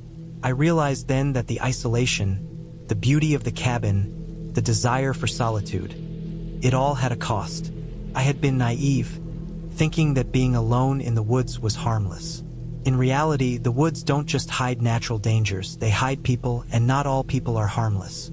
In the days after, I reported everything to the local authorities in more detail, providing descriptions of the cabin, the layout, and what I had seen and heard. They investigated and eventually found evidence that someone had been living near the cabin for some time, someone who had been breaking into the place and monitoring visitors. They never caught the person, but the authorities advised me never to return. I took their advice. I learned to respect the isolation of the wilderness and the very real dangers that come with it. I never sought solitude in such extreme isolation again. I still enjoy hiking and nature, but I stay in places that are safe, with cell service, and with other people nearby. I still think about that cabin sometimes. I remember the silence, the wind, the sound of footsteps and scratches in the night. I remember the fear, the tension that gripped me, and the long, tense hours waiting for sunrise. But I also remember the relief, the moment I finally reached safety, and the clarity it gave me about the importance of caution, preparation, and respect for the unknown. That weekend changed me. I learned that being alone in the wilderness is a privilege, but it is one that comes with very real risks, and that the most frightening things are not the ones that are imagined, but the ones that are real, silent, and unseen. I remember the drive up to the cabin clearly, even though it happened over a year ago. The road was narrow and winding, flanked by dense trees that pressed close enough to block much of the sunlight. The air felt heavy with the smell of damp earth and fallen leaves, the kind of smell that makes the hair on the back of your neck stand up without any clear reason. I was alone, and I had wanted to be alone, thinking the isolation would be peaceful. I didn't expect the quiet to feel oppressive, almost alive. The cabin itself was smaller than I imagined from the photos online. It looked sturdy, built from dark wood that had weathered many winters, its roof sagging slightly in the middle. A stone chimney rose from one side, blackened with years of soot. The front porch sagged under its own weight, with loose planks that creaked loudly when I stepped on them. Even as I carried my bag inside, I felt a strange awareness of how quiet it was, the kind of quiet that made every sound inside the cabin echo in ways it shouldn't. Inside, the cabin smelled musty, like damp wood and old smoke. Dust hung in the corners, and cobwebs stretched across the ceiling beams. There was a small kitchen area with a sink that looked like it hadn't been used in weeks, a wood-burning stove, and a cracked countertop. The living area had a threadbare rug and a sofa that had clearly seen better days. A small table by the window was covered in scratches and stains. Everything felt heavy with history, like the cabin remembered everyone who had passed through. I unpacked my things slowly, taking my time to inspect the rooms. There were 3 bedrooms, each small, with thin mattresses and old blankets. I chose the room closest to the kitchen, reasoning that it would be easier to access water and the stove if I needed it. I stacked my things neatly, arranged my backpack in the corner, and made the bed as best I could. It was a simple routine, but I felt a strange need to impose order on the cabin, as if doing so would make it less threatening. As the evening fell, I started a fire in the stove. The first few sparks caught easily, and soon the flames licked the inside of the oven, casting flickering shadows across the walls. The shadows moved in odd ways, stretching across the ceiling and the corners, and I felt a small wave of unease. I told myself it was normal, that it was just the fire, but I couldn't shake the feeling that the cabin was watching me, or at least aware of me in some way. I prepared a simple dinner of canned beans and bread, eating slowly while the fire crackled. Outside, the wind had started, pushing through the trees and rattling the old windows. Each gust made the cabin groan and creak as if it were settling under some unseen weight. I had brought a flashlight and I checked the batteries just to be sure. There were moments when the wind would die down completely, leaving a silence so deep that it made my ears ring. After dinner, I explored the surrounding area. The cabin was on the edge of a small clearing, with the forest stretching endlessly behind it. I walked carefully, noting the uneven ground and the hidden roots that could trip me easily. There were signs of wildlife: broken branches, deer tracks in the mud, and small scurrying sounds that I couldn't identify. I felt a strange thrill at being this isolated, but it was tinged with caution. I knew that out here, one misstep could become dangerous very quickly. Night fell completely, and I returned to the cabin. I double-checked the locks on the doors and windows. The lock on the front door was old and stiff, but it held. I placed my knife next to the bed and sat near the fire for a while, listening. The wind had picked up, howling through the trees, and something large moved outside. I couldn't see it clearly, just a silhouette passing between the trees. My heart raced, but I reminded myself it was probably a deer or some other animal. Still, the sound of the wind mixed with the occasional thump of branches against the cabin made sleep difficult. Around midnight, I heard it. A scraping sound, slow and deliberate, coming from the side of the cabin. I froze, straining to hear. It moved along the side wall, careful and methodical, like someone was testing the boundaries. I didn't dare leave the bedroom, but I grabbed the flashlight and knife, holding them tightly. The sound stopped after a few minutes, and when I peeked cautiously, there was nothing there. I told myself it was probably a branch brushing against the cabin, but the rhythm of the sound had been too intentional to be random. Sleep came in short bursts. I woke several times to noises. Small knocks on the wall, a faint thud on the roof, and occasional whispers of wind that sounded almost like voices. Every time I opened my eyes, I saw shadows that seemed too solid, too close, before realizing they were just the flicker of the fire. By the early morning, I felt exhausted but hyper-aware, every nerve ending stretched to the limit. The next day, I explored the cabin more thoroughly. There were signs that previous occupants had left in a hurry. A chair overturned, a plate with dried food in the kitchen, and a layer of dust disturbed in some areas. I took care to note every detail, trying to understand if the cabin itself was dangerous, or if it was just my mind reacting to isolation. Outside, I wandered the perimeter, marking trees and noting landmarks in case I needed to find my way back quickly. I noticed small footprints in the mud that weren't mine, fresh and human-sized. My stomach dropped. I hadn't seen anyone else, and the nearest road was miles away. Whoever had left the prints had either come from deep in the forest or had been watching.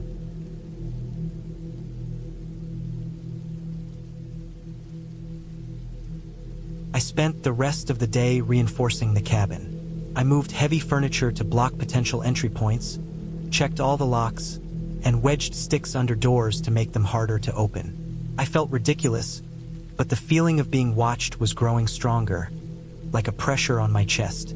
The wind continued to rise, rattling the windows, and I realized that if someone had wanted to break in, the noise would have covered their movements. I slept fitfully again, but with the knife under my pillow and the door reinforced. On the third night, the presence became undeniable. Around 2 a.m., I heard footsteps on the porch. They were heavy, slow, careful. I held my breath, trying to measure whether the sound came from one person or several. It moved along the edge, circling the cabin. The lock on the front door rattled as if someone was testing it. My heart was pounding so hard I thought it would burst. I waited, trying to calm myself, thinking that maybe if I stayed still, whoever it was would leave. The scraping came again, this time from the back window. I decided I couldn't stay passive. I grabbed my flashlight and knife, and with every ounce of courage, I opened the door just enough to shine the light outside. The beam caught nothing at first, just the swaying trees and shadows. Then I saw it. A man, crouched low, moving quickly through the trees. He froze when the light hit him, and I could see his face partially illuminated, dirted and intense. I slammed the door shut and locked it, heart hammering. He didn't come closer after that, but I knew he had been nearby, probably watching, waiting. The rest of the night passed in tense silence, punctuated by occasional snaps of twigs outside. I stayed awake until dawn, listening to the forest come alive with birds and small animals. The daylight brought some relief, though I didn't dare leave the cabin until I was fully ready. I packed a bag with essentials, food, water, and the knife, and I started walking toward the nearest road I had spotted during the day. I kept to the shadows of the trees, moving quietly, checking over my shoulder constantly. Every sound made me flinch, and every rustle of leaves felt like pursuit. It took hours, but eventually, I reached the road. A car passed by, and I ran toward it, waving my arms. They stopped, and I got in without hesitation, explaining my situation to the startled driver. They called the police, who followed me back to the cabin later that day. When we arrived, there was no sign of anyone inside, no footprints besides mine, and the surrounding forest seemed calm, almost peaceful. The police found nothing suspicious, no evidence of intrusion, no signs of forced entry. But I knew what I had heard and felt. I knew someone had been there. I didn't return to the cabin after that. The memory of those nights stayed with me. The way the wind sounded like it carried whispers, the creak of the old wood, the feeling of eyes following me from the shadows. Over time, I came to understand something important. Fear isn't always about what is real, it's about what could be real. Isolation can make the mind hyper-aware, every sound amplified, every shadow suspicious. But the cabin also taught me resilience. I had survived, stayed alert, and relied on preparation and instincts to keep myself safe. Now, whenever I remember that place, it's not just fear that comes back. It's also a strange sense of accomplishment. I faced real danger, or at least a very convincing version of it, and I made it through. The experience shaped the way I view isolation, the way I handle stress, and the way I trust my own judgment. The forest and the cabin will always be part of me, a reminder that danger can lurk anywhere, and that vigilance, preparation, and calm determination can carry you through situations that seem impossible. Even months later, I still wake up sometimes in the middle of the night, alert to every small noise, wondering if the rustle outside is the wind or something else. And while I don't go near the cabin anymore, I know that I survived something that tested me completely, something that could have ended badly if I had panicked or acted recklessly. The fear I felt then is a part of me, but so is the strength I discovered. And that is the clear ending I take from it. Survival, clarity, and the understanding that preparation and courage matter more than comfort or illusion. I had been planning the trip for months. I wanted to get away from the noise, from the constant buzz of the city, from the endless screen time and work emails that followed me everywhere. I had found a small, isolated cabin in the mountains through a rental site. The pictures looked rustic but cozy, far enough from any main road to promise true solitude. I told myself that a few days alone with a view of the forest and a fireplace would be exactly what I needed to reset. I didn't expect it to turn into one of the most terrifying experiences of my life. I arrived in the late afternoon. The dirt road leading to the cabin was narrow, winding, and lined with towering pine trees. Every now and then, sunlight would break through the dense canopy, highlighting patches of moss and fallen leaves. The last mile of the road was barely visible under shadows, and I had to drive slowly, maneuvering around ruts and rocks. By the time I reached the cabin, the sun was dipping behind the mountains, and the sky was a pale orange fading into gray. The isolation hit me immediately. There were no other houses visible, no power lines, no sounds of traffic, just the distant rustle of the trees and the occasional bird. The cabin itself was small but solid. Made entirely of dark wood, it looked aged but well-maintained. The door creaked when I opened it, and inside, the smell of aged pine and old smoke filled my nostrils. The cabin had a single main room with a small kitchen area, a wood-burning stove, and a fireplace that dominated one wall. A narrow stairway led up to a loft that contained a mattress and some bedding. The windows were large, offering a panoramic view of the forest around me.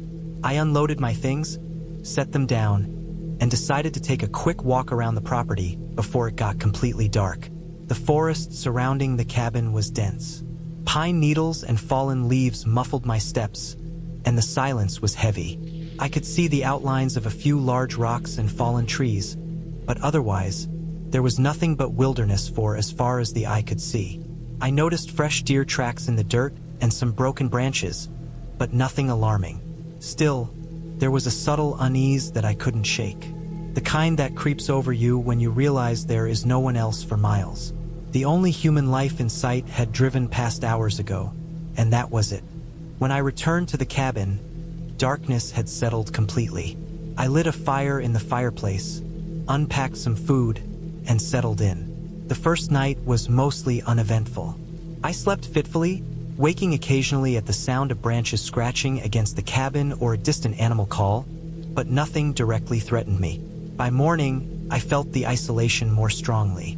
The cabin was entirely cut off, and the nearest store or neighbor was at least 30 minutes away. I reminded myself that this was what I had wanted, a break from people, from the chaos. The second day, I decided to explore the area more extensively.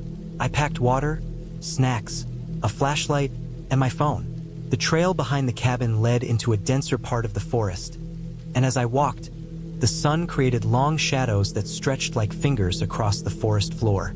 I tried to follow some deer paths and small clearings, but the further I went, the more I realized how easy it would be to get lost. I marked my path by breaking small branches and noting large trees as reference points, telling myself I would be careful. But the forest was deceptive. Every tree looked similar, every path seemed to fork into another, and soon I was disoriented. By mid-afternoon, I had wandered several miles from the cabin. The thrill of being alone in the wilderness gave way to a growing anxiety. I tried to retrace my steps, but every landmark looked unfamiliar. The forest, which had seemed so serene from the cabin, now felt claustrophobic. The shadows deepened as the sun sank behind the mountains, and I realized that I might have underestimated how far I had gone. I kept moving, hoping to find a recognizable trail, but it became clear that I was completely off course. As darkness fell, my sense of unease escalated. The forest noises changed. What had been occasional birds or the wind in the trees became closer, sharper sounds. Snaps of twigs, rustling and low, almost imperceptible movements. I tried to keep calm, reminding myself that it was probably deer or small animals, but the instinctive fear in my body kept me alert. I found a small clearing and decided to stay put until first light. I sat on a fallen log, huddled in my jacket, and tried to conserve energy and warmth.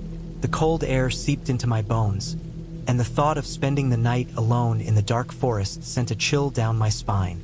I tried to listen for familiar sounds from the cabin, maybe the wind through the chimney or the creak of the roof, but there was nothing. Total isolation. Hours passed in that dark clearing, every rustle of leaves or snap of a branch making me jump. I wanted to move but feared getting more lost.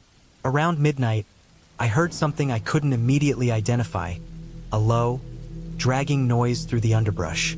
I froze. The sound came closer, slow and deliberate.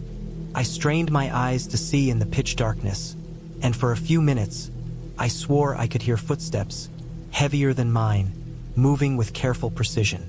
I waited, holding my breath. Then the noise stopped abruptly. Silence returned, but it was heavier now, filled with expectation. I had no choice but to try to move toward some higher ground where I might be able to see the moonlight breaking through the canopy and find my bearings. I kept my movements slow, listening intently for any sounds behind me. The forest felt alive in a way that was suffocating, every shadow a potential threat.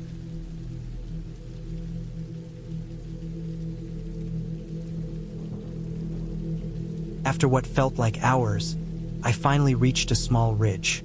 The moon was high now, casting dim light over the trees. From this vantage point, I could see a faint path winding down toward the cabin area. Relief flooded me, but it was tempered by exhaustion. My legs ached, my clothes were damp from dew, and my hands were scraped from gripping branches along the way. I moved carefully, descending the ridge, making sure to mark my path mentally, knowing I could still get turned around. By early morning, just as the first light seeped through the trees, I stumbled back onto the dirt road near the cabin. I had been gone almost 24 hours. The cabin itself looked unchanged, deceptively peaceful. I fell onto the porch, breathing hard, and realized how close I had come to a real disaster. I had survived, but I had been utterly unprepared for the forest's quiet hostility. Over the next 2 days, I stayed close to the cabin. I explored the immediate area but never ventured far. I checked the supplies I had brought and doubled down on preparing for any emergency. I started storing extra water, packing more firewood, and making sure my phone and flashlight were fully charged. The fear of the previous night stayed with me, lingering under my skin like a shadow I couldn't shake. On the third day, I noticed signs that someone else might have been nearby. At first, I thought it was my imagination, but small footprints in the dirt suggested another person had walked along the road not long ago. The prints were too small for an adult man, but larger than a child's, and they didn't seem animal-like. I panicked briefly, remembering the sounds in the forest the night I got lost. I double-checked the locks on the doors and windows and stayed alert.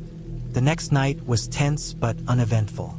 I slept lightly, firewood stacked near the bed, and the door locked securely. I woke before dawn, determined to leave the cabin and head back to civilization. I packed my things quickly, keeping a cautious eye on the forest. I wanted to avoid being stranded again, and the sense of relief I felt when I saw the first car on the dirt road was immense.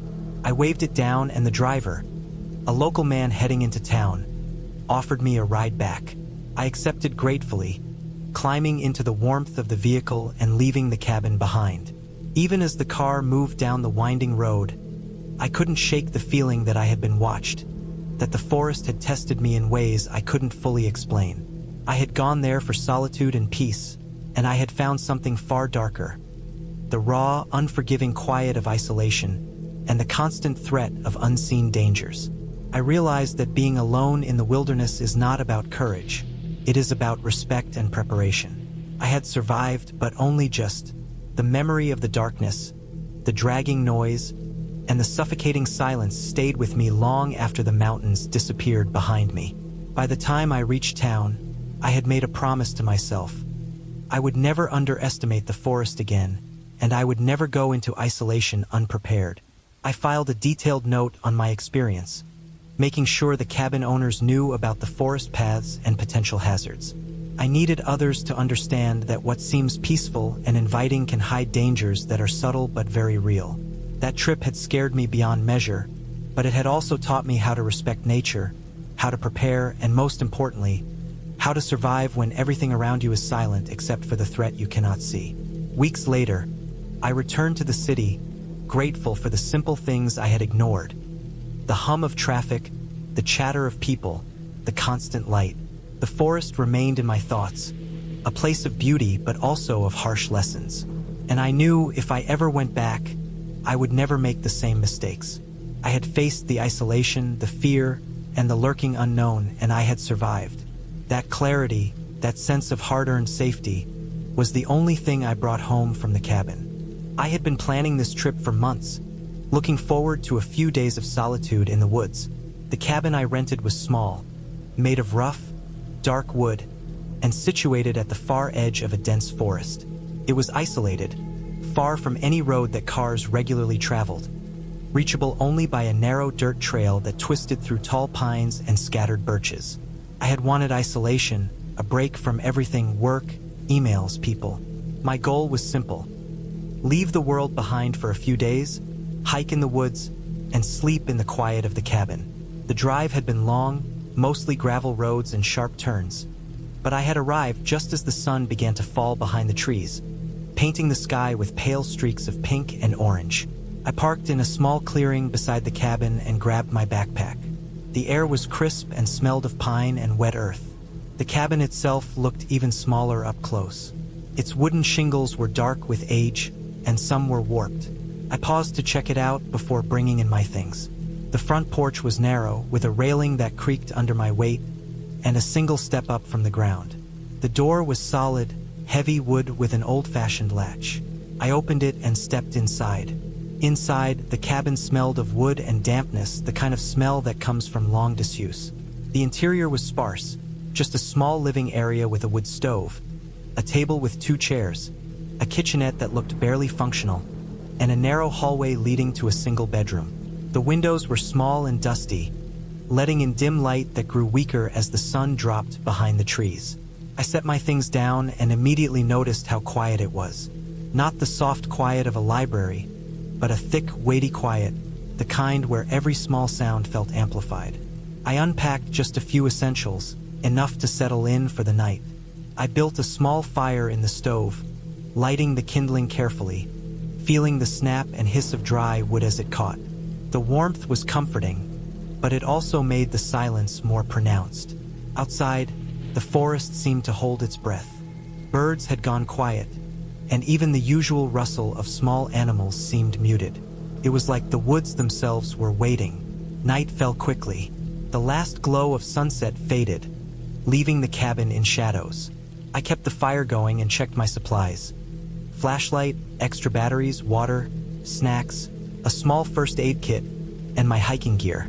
I had planned a long hike for the next day, so I wanted to rest well.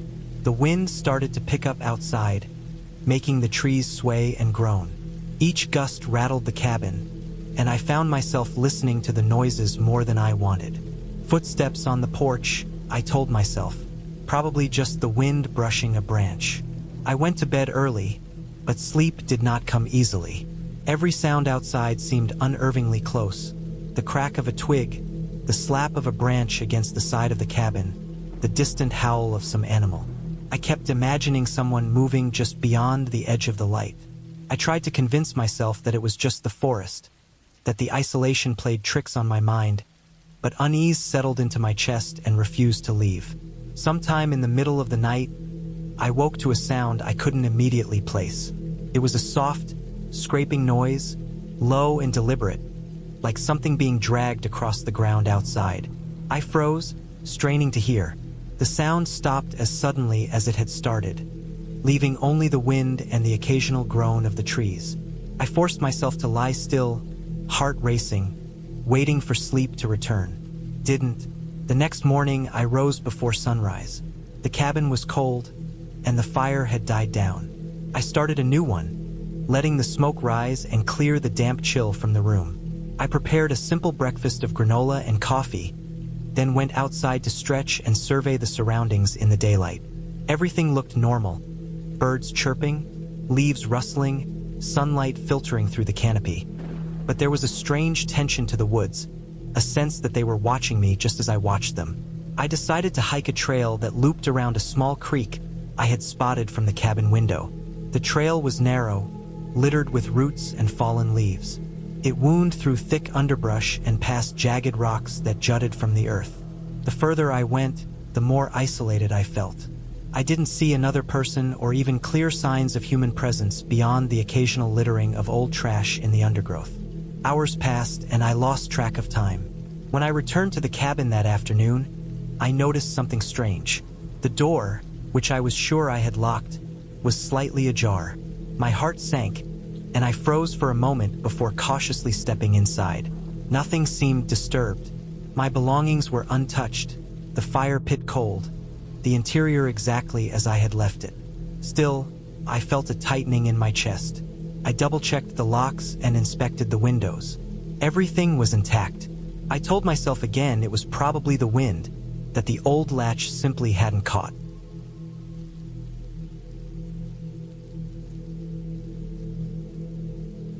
The night brought a similar anxiety. The wind picked up even more, rattling the roof and shaking the cabin as though it might tear it apart. I lay in bed, listening to the forest, and then I heard it again. The soft scraping noise, closer this time, moving along the side of the cabin. My pulse quickened, and I grabbed my flashlight, scanning the windows and the perimeter from inside. Shadows flickered between the trees, but I saw nothing solid. The noise stopped abruptly, leaving only the whisper of the wind. By the third day, exhaustion and fear were settling in. I realized I had no signal on my phone, no way to call for help if anything went wrong. I had prepared for isolation, but not for a sense of being watched or followed. Every time I left the cabin, I felt the eyes of something just beyond the edge of the trees. Every rustle and crack set my nerves on edge. I decided to spend the day inside, doing small tasks, chopping wood, cleaning, checking the cabin thoroughly, but the unease never left. Late that evening, I noticed something alarming. My firewood, which I had stacked neatly, had been disturbed, not just scattered by the wind, but moved in a deliberate way, as though someone had handled it and left it slightly rearranged. My stomach dropped. I searched the cabin again, making sure all doors and windows were locked. I even inspected the perimeter with a flashlight, walking slowly around the cabin. Nothing. The forest was silent, holding its secrets close. Sleep was impossible that night. I sat by the fire with my knife on the table, listening. Then I heard it clearly, footsteps, soft but deliberate, circling the cabin outside. My heart raced, and I gripped the knife tightly, straining to hear. They stopped. Then a low scrape, like someone dragging a hand along the wooden siding. I realized it wasn't animals. It was human. I spent the rest of the night in tense anticipation, flashlight ready, knife in hand. By morning, the footsteps had vanished, leaving only the scattered wood and my frayed nerves. I knew I couldn't stay. I packed quickly, gathering all my belongings, and prepared to hike back to the main road. I didn't dare take the trail I had come in on. I took a smaller, steeper route I had spotted on the map before arrival. The hike was grueling. The forest seemed alive with hidden eyes, and every sound startled me. I moved fast, sweating and straining to navigate the uneven ground. At one point, I tripped on a root and fell, scraping my arm and leg. Panic surged, but I forced myself to keep going. I reminded myself that I could survive this, that staying calm and focused was my only option. By late afternoon, I emerged onto a dirt road. I could see faint tire tracks in the mud, and the relief of seeing civilization nearly brought me to tears. I didn't stop until I reached the first small town. I checked into a motel, cleaned my wounds, and called the local authorities to report what had happened. They noted my concerns but explained that the area was remote and often saw hikers and hunters. No one had reported any intruders recently, but they promised to patrol the area. Over the next few days, I recovered physically and mentally. The memory of those nights in the cabin lingered, a tense reminder of how isolated and vulnerable I had been. I learned to respect the forest's quiet and the isolation I had sought. I also learned the importance of preparation, not just for survival, but for the psychological strain of being truly alone in a place where danger could exist beyond sight and sound. Looking back, the experience left me changed. I no longer romanticized solitude in the wilderness. I understood now that isolation carried risks beyond physical harm. Fear, the weight of being watched, and the constant uncertainty of what might be lurking beyond the trees. I still love nature, still hike and explore, but I never return to such remote cabins alone. I take others with me now, share the experience, and make sure someone knows exactly where I am at all times. The cabin remains in my memory, small and dark, quiet except for the noises that made my heart race. I will never know who or what was outside those walls, but the experience taught me vigilance, the importance of preparation, and the simple truth that even the most peaceful wilderness can hide real danger. I left that forest alive and wiser, carrying not only the relief of survival, but also a deeper respect for the raw, unfiltered reality of isolation. I had planned this trip for months. The idea was simple. A few days alone in the mountains, away from the noise of the city, just me, the forest, and a small cabin I rented for the week. The cabin wasn't fancy, just a small wooden structure, built more for function than comfort, perched at the edge of a clearing surrounded by tall, old pines. The owners promised solitude, quiet, and a sense of peace that I could never find in my daily life. I wanted that peace. I wanted to be away from people, from responsibilities, from everything that made my life messy. The drive up had been long and winding, through narrow roads that twisted around cliffs and past streams that glinted in the late afternoon sun. As I approached the cabin, I noticed how isolated it really was. The forest was dense, and there were no other houses or signs of human life visible for miles. A small gravel path led directly to the cabin, ending at a clearing just large enough for a single car. I parked and stepped out, breathing in the crisp mountain air. It smelled clean and sharp, carrying hints of pine, wet earth, and something else I couldn't place at first. A faint, almost metallic tang. The cabin itself was simple. 2 rooms, a small kitchen, a bathroom, and a loft for sleeping. Outside, there was a stacked pile of firewood and a stone fire pit, which someone must have used before. The windows were clean but slightly fogged with age. I unlocked the door, stepped inside, and immediately noticed the smell of old wood mixed with something more subtle, like dust and mildew.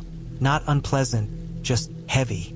I unpacked my bag slowly, laying out my clothes, setting up my small portable stove in the kitchen, and arranging my supplies in a way that made me feel organized. I checked the fireplace and found that the previous occupants had left a small stack of logs and some kindling. The cabin had no electricity, which was part of the appeal, but it also meant I had to rely on candles, a lantern, and the fire for warmth and light. I didn't mind. I wanted the quiet. I wanted the feeling of isolation. Night came quickly in the mountains, faster than I expected. The sun dipped behind the peaks, and the forest around the cabin went dark, leaving only the faint silver light of the moon filtering through the trees. I lit the fireplace and felt the warmth immediately. Sitting on the small wooden chair near the hearth, I tried to settle into the rhythm of the cabin. Outside, the sounds of the forest were strong. The wind whispered through the pines, branches scraping together. Somewhere far away, a stream babbled. Occasionally, there was the sharp crack of a twig breaking under an unseen footstep, though I told myself it was probably a deer or another animal. By the second night, the isolation began to sink in. I had expected some unease, this was part of the experience, but I didn't expect it to press on me so heavily. Every sound seemed amplified in the silence of the forest. The rustle of leaves felt like footsteps. The howl of distant animals sounded like voices. I started checking the locks on the doors repeatedly, making sure the windows were secure. The cabin itself felt safe, sturdy, but my mind, unaccustomed to being truly alone, began playing tricks on me. On the third day, I decided to explore the surrounding woods. I left early, wanting to make the most of the daylight. I followed a narrow trail that twisted through dense pines and overgrown underbrush. The forest floor was soft, covered in moss and fallen needles. I moved quietly, trying to observe birds and the occasional small animal, enjoying the sense of being fully immersed in nature. As the afternoon wore on, I noticed that the trail became less distinct. The forest seemed to close in around me, the trees growing closer together, the underbrush thicker. I realized I had wandered farther than I intended. My sense of direction, usually reliable, felt off. I tried to retrace my steps, but soon the sun was lower, and the shadows grew long. Panic started to creep in. I stopped moving, trying to calm my racing heart. I remembered the compass in my backpack and pulled it out. My hands shook slightly as I checked the direction. I knew the cabin was roughly west of my position, but the forest made it difficult to maintain a straight path. I started moving, trying to keep track of landmarks, but everything looked similar. Tall pines, fallen logs, rocks covered in moss. The deeper I went, the more isolated I felt. Every crack of a branch, every rustle in the bushes made me jump.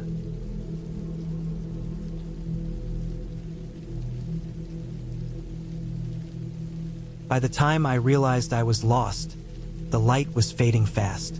The forest became darker, almost oppressive. I knew I had to find a place to stay until morning. Walking in the dark was dangerous. There were roots, rocks, and uneven ground everywhere. I tried to find a small clearing to set up temporary shelter, and eventually, I stumbled upon a shallow depression between some trees. I gathered fallen branches and arranged them to create a rough barrier. I sat behind it, clutching my flashlight, listening to the forest around me. The sound seemed louder at night. The wind through the pines sounded like whispers, small animals rustled close by, and every once in a while, I heard a low, unidentifiable groan from somewhere deeper in the woods. I stayed there the entire night, shivering despite my jacket and the little fire I managed to coax from dry leaves and twigs.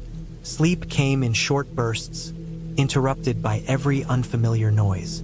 I kept thinking about the cabin, about the safety of being indoors, and how stupid I had been to wander so far.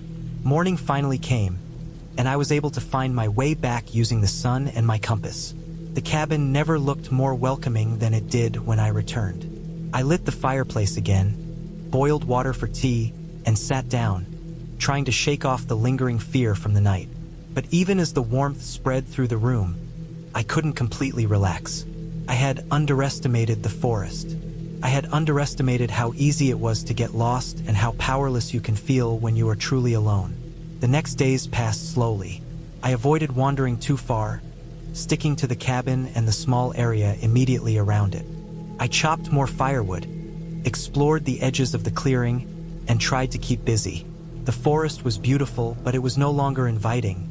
It was a reminder of how quickly things could turn dangerous. I realized that being alone in the wild demanded constant attention, respect, and caution. On the fifth night, a storm rolled in. The wind picked up, rattling the windows and making the trees sway violently. Rain hammered against the roof, turning the small clearing into a muddy mess.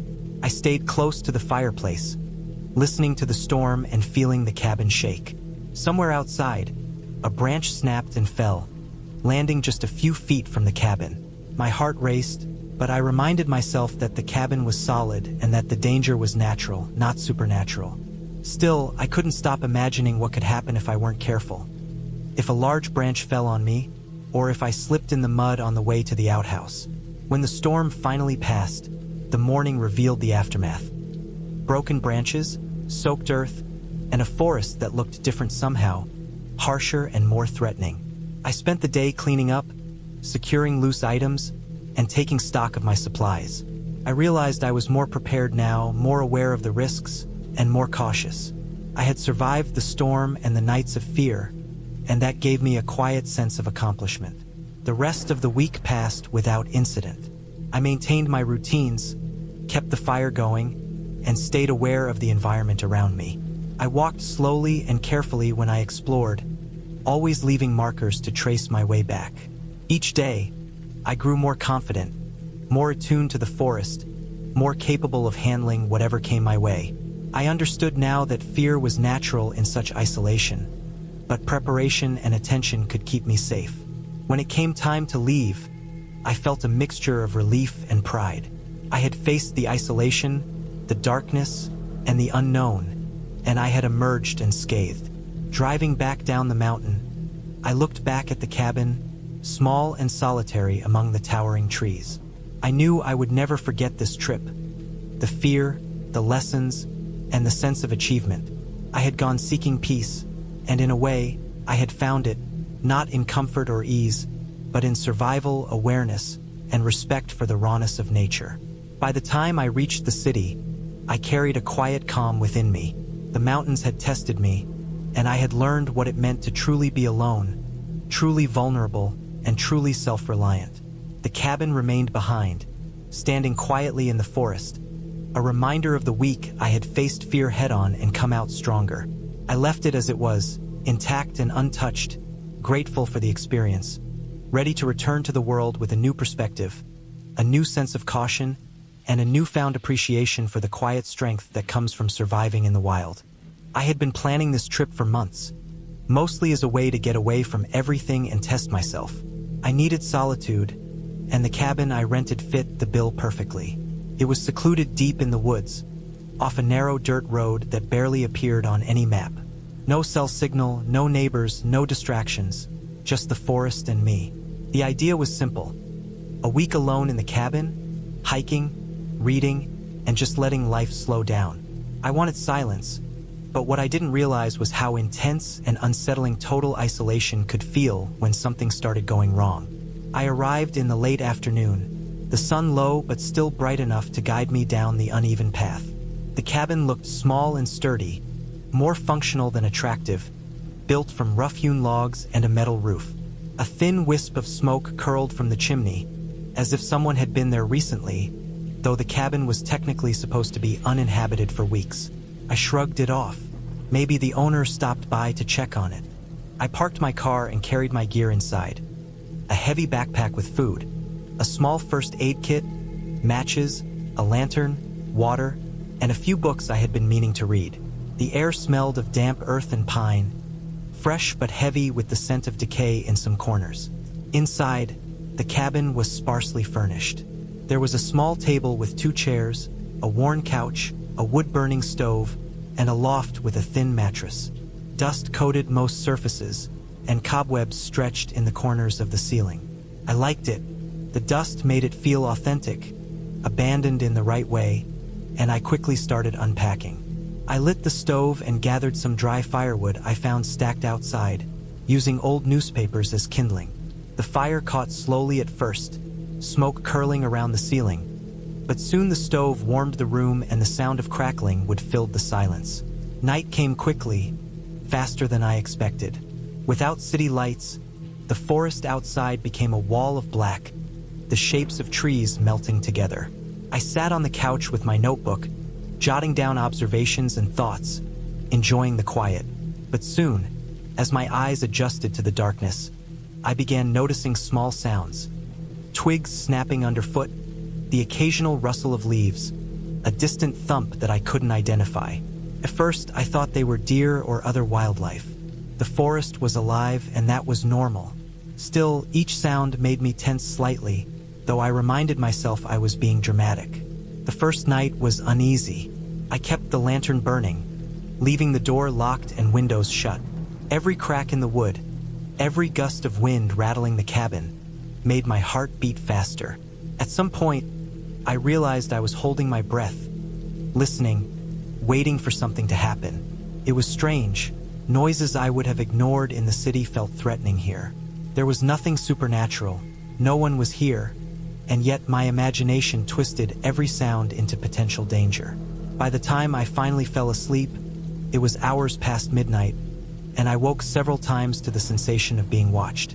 The next day, I forced myself to shake off the fear and started exploring the surrounding woods.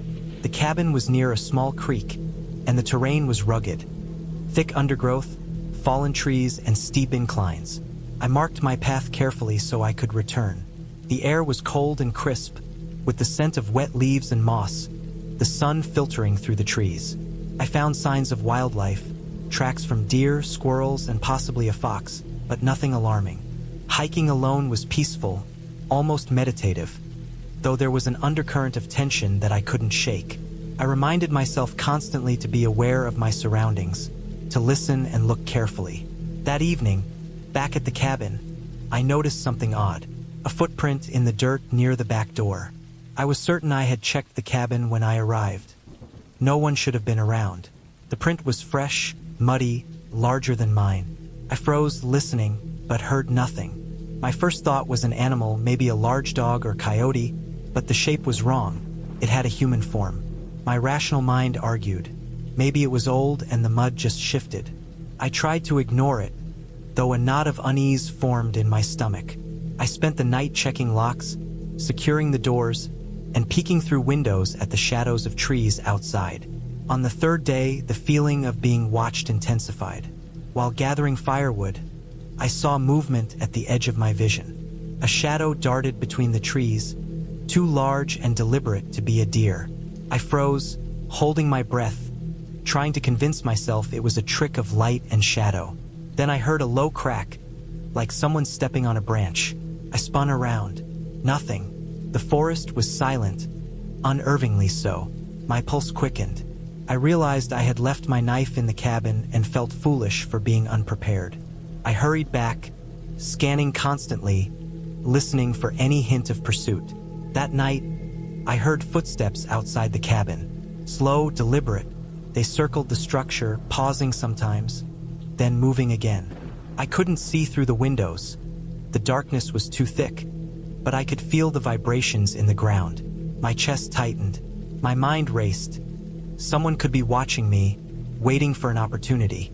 I stayed inside, armed with a heavy flashlight, the knife I carried now in my hand. The sound persisted for hours, fading only as the night deepened. I didn't sleep much.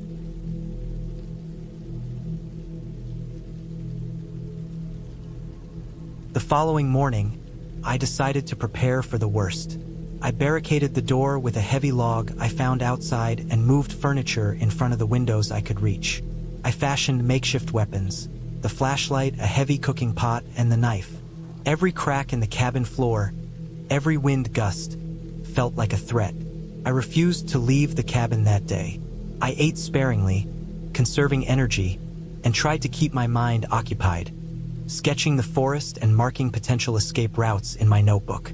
On the fifth day, I heard something different. The faint sound of metal scraping against wood outside, like a tool being dragged. My stomach churned. Whoever or whatever had been circling the cabin before might now be trying to enter. I stayed quiet, pressed against the far wall, listening. The scraping stopped abruptly, followed by silence. Then, faintly, I heard a whisper of movement in the underbrush farther away, retreating. Relief washed over me slowly, though my body remained tense. I realized my presence in the cabin had been noticed, but I couldn't be sure by whom. I spent the next 2 days fortifying the cabin further, creating escape strategies in case the situation escalated. I blocked entrances, kept the fire going for warmth, and rationed food and water. On the 7th day, I woke to find that the back door had been scratched. Shallow marks along the edge, as if someone had tried to pry it open. Panic set in, but I forced myself to remain calm. The marks were proof that someone had been close, that my isolation had not been complete. I realized I couldn't just sit here forever. I needed a plan.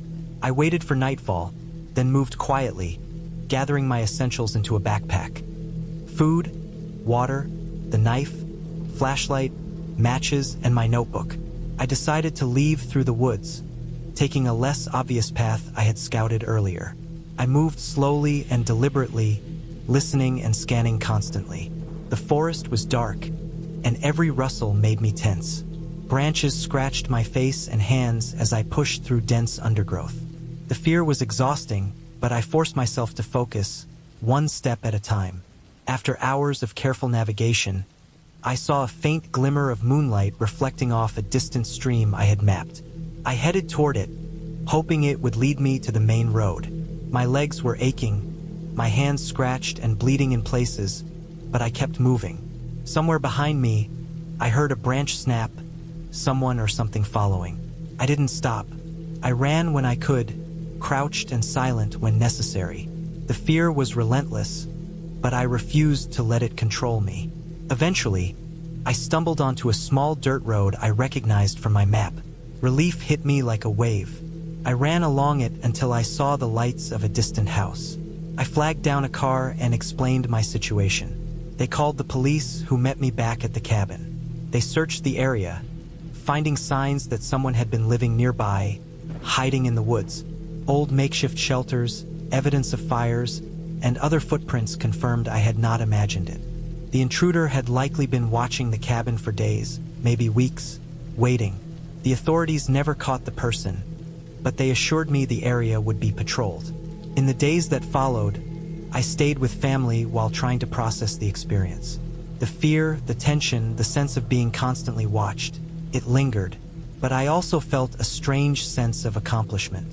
I had survived, had kept my mind and body functioning under extreme stress, and had escaped a potentially deadly situation. The cabin was never rented to me again, and I didn't return to the forest. Yet the experience stayed with me, a constant reminder of how vulnerable one could be when truly isolated, and how vital awareness, preparation, and calm thinking were in a life or death scenario. Over time, I began to understand that fear wasn't something to eliminate. It was something to manage. It was a tool, a signal to be vigilant, to respect my environment. I learned that solitude in nature could be both beautiful and dangerous, and the line between peace and peril was thinner than I had ever imagined. And though I never saw the person who had been stalking me, I knew that reality, ordinary, human, and relentless, was far scarier than any story, ghost, or fantasy I could imagine. I rebuilt my life slowly. The trauma faded in intensity but never disappeared completely. I returned to hiking, but never alone, never far from others. I avoided cabins deep in the woods, choosing instead day trips or organized camping. The experience had changed me, instilling a level of caution and awareness I had never had before. And in that change, I found a strange comfort, knowing that I had faced something terrifying and survived, that I had learned to navigate fear with clear thinking, preparation, and resilience. I had been looking forward to this trip for months. The idea of a small cabin tucked deep in the woods, far from cell service, far from the constant hum of cars and people, had drawn me in. I was hoping for peace, maybe a little solitude, but what I got was a lesson in how quickly things can turn against you when you are alone and unprepared. The cabin was further into the woods than I expected. Driving up the narrow, winding dirt road.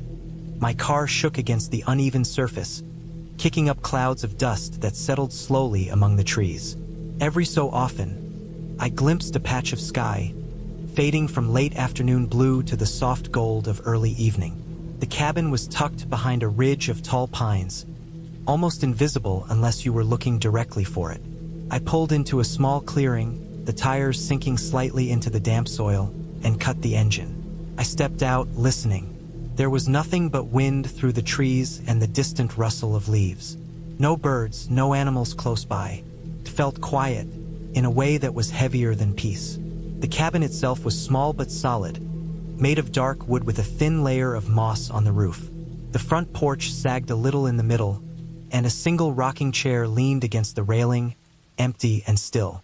I set down my bag and tried to shake off a creeping feeling in my chest. Inside, the cabin smelled like damp wood and old smoke. There was a small living area with a wood stove, a narrow kitchen, and one bedroom with a thin mattress on a frame. A bathroom off to the side had running water, though the pipes groaned as I turned the taps. Everything looked clean, but unused. I unpacked slowly, hanging my clothes in the small wardrobe, laying out the food I had brought, and checking that the stove worked. Night came faster than I expected. Without the city lights, the sky was filled with stars so bright they almost hurt to look at. I lit a lantern and set it on the kitchen table. Outside, the wind had picked up. The trees groaned, branches scraping against each other. It sounded close, like something was moving through the forest around the cabin. I tried to tell myself it was just the wind, that the sounds were normal. But even as I tried to convince myself, a little voice in the back of my head whispered that there was more to it. I decided to lock the doors. They were old but solid, with a heavy deadbolt. I checked the windows, making sure they were latched. Then I sat on the edge of the bed, staring at the flickering lantern light. That's when I noticed the first thing that really unsettled me. A small pile of footprints in the dirt just outside the front porch. Small, human-sized, but not mine. I froze. They didn't look fresh. Maybe a day old, but the thought of someone walking around my cabin, possibly while I was inside, was enough to make my stomach twist. I couldn't see any paths leading from the main road directly to the cabin, at least not clearly. Whoever had been here had gone out of their way to stay hidden. I kept the lights on all night, lying awake on the mattress and listening. Every sound made me tense. Every gust of wind or snapping branch made my pulse spike. Sleep was fitful at best.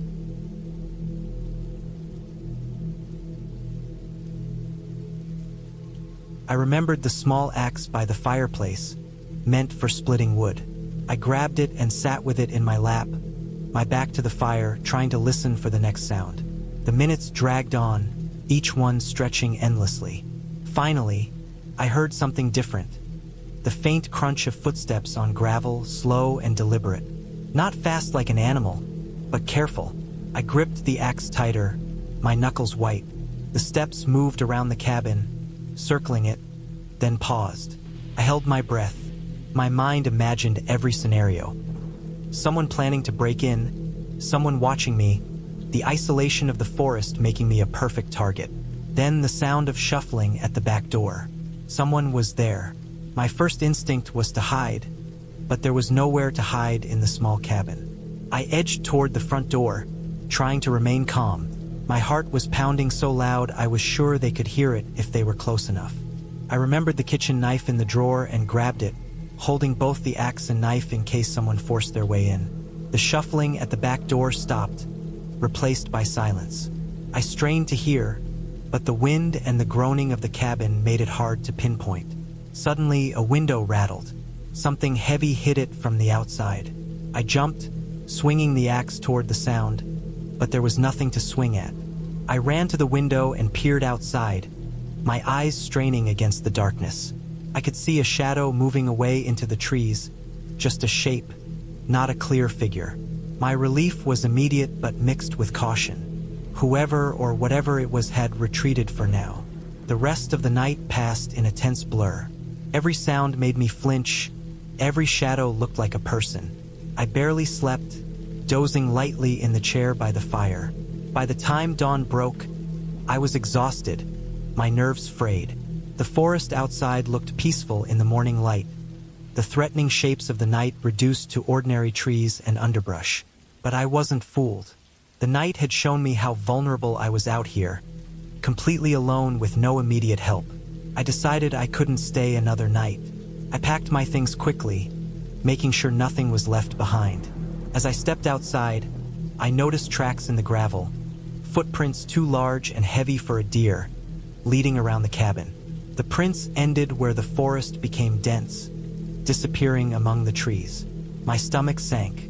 Someone had been here, circling the cabin, watching me. I felt a mix of fear and relief that they hadn't tried to break in while I slept. I drove away slowly, constantly checking the rearview mirror. The forest receded behind me, and soon I was back on the paved road, the small town in sight. The sense of safety returned gradually, though I kept glancing at the trees lining the road, expecting to see shadows following me. I reported the incident to the local authorities as soon as I reached a place with signal. They said there had been a string of break-ins and robberies in remote cabins over the past few months, and my experience fit the pattern. They promised to send someone to check the cabin, but there was little they could do about the person who had been there that night. In the days that followed, I replayed the experience in my mind constantly. The terror of that night had left a mark. I thought about how alone I had been, how exposed, and how easy it would have been for someone to take advantage of the situation. I realized that being in a remote cabin in the wilderness was not about ghosts or fairy tales, but about real human danger, the kind that comes from isolation, darkness, and someone with bad intentions. I never went back to the cabin. Instead, I started planning trips differently, choosing places with better security, checking the area for nearby help, and making sure I had reliable communication. I understood now that the forest, as beautiful as it was, could also be merciless and unforgiving when people were unprepared. The experience stayed with me for months. Every time I walked through a quiet street at night or stayed alone in an isolated place, I remembered the sounds of those footsteps circling the cabin, the rattling window, the dark shapes of the forest pressing in. I also remembered how I survived, staying calm, thinking clearly, using what I had to protect myself. The fear was real, but so was my ability to respond. That night taught me the value of preparation, vigilance, and respect for isolation. Eventually, I realized the fear had become a lesson. I could still appreciate the forest, the cabins, the quiet of nature, but I would never underestimate the real dangers of being truly alone. That weekend, terrifying as it had been, became a defining experience. It didn't destroy me, it strengthened me. I learned to respect the environment, to respect human unpredictability, and to always be prepared. I had been planning the trip for months. My life had become this blur of commuting, deadlines, and endless noise, and the thought of disappearing into the wilderness for a week was all I could think about. The cabin I rented was remote, nestled deep in the mountains, far from the nearest town or paved road. The owner had assured me it was completely off the grid, which meant no electricity, no cell signal, and no neighbors. That was exactly what I wanted. I packed my gear carefully. Food for a week, water, camping stove, lanterns, batteries, first aid kit, a heavy-duty knife, and a rifle, though I never imagined I would need it.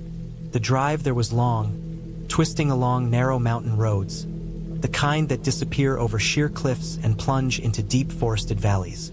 The last stretch was a dirt road that had become more like a track, with potholes and rocks that jostled my car at every turn. As I neared the cabin, the trees became taller, older, the forest denser, with the sky barely visible through the thick canopy. I arrived just as the sun was dipping below the horizon, streaking the mountains with a faint orange glow. The cabin was even more isolated than I had expected. It was small but solid, built of rough timber, with a steep roof and a stone chimney. A small porch ran across the front, and I could see the faint outline of a woodpile stacked against the side. The windows were dusty, and the door creaked loudly as I opened it. Inside, the cabin smelled of old wood, damp earth, and smoke from the last fire. The main room had a simple layout: a wood stove, a table, a couple of chairs, and a small bookshelf with weathered books and a few games.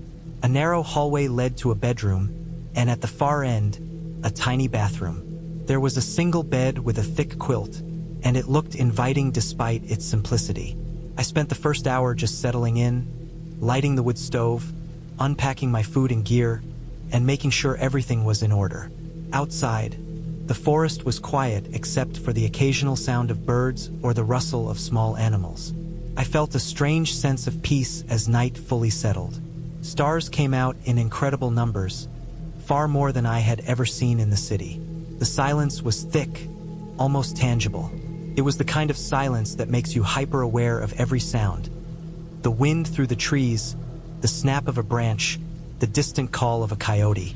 I went to bed early, exhausted from the drive. The first night passed without incident, though I woke once to a loud thump outside. I assumed it was a deer or maybe a bear knocking over a log. I had my rifle nearby, but I didn't feel threatened. The next few days were uneventful.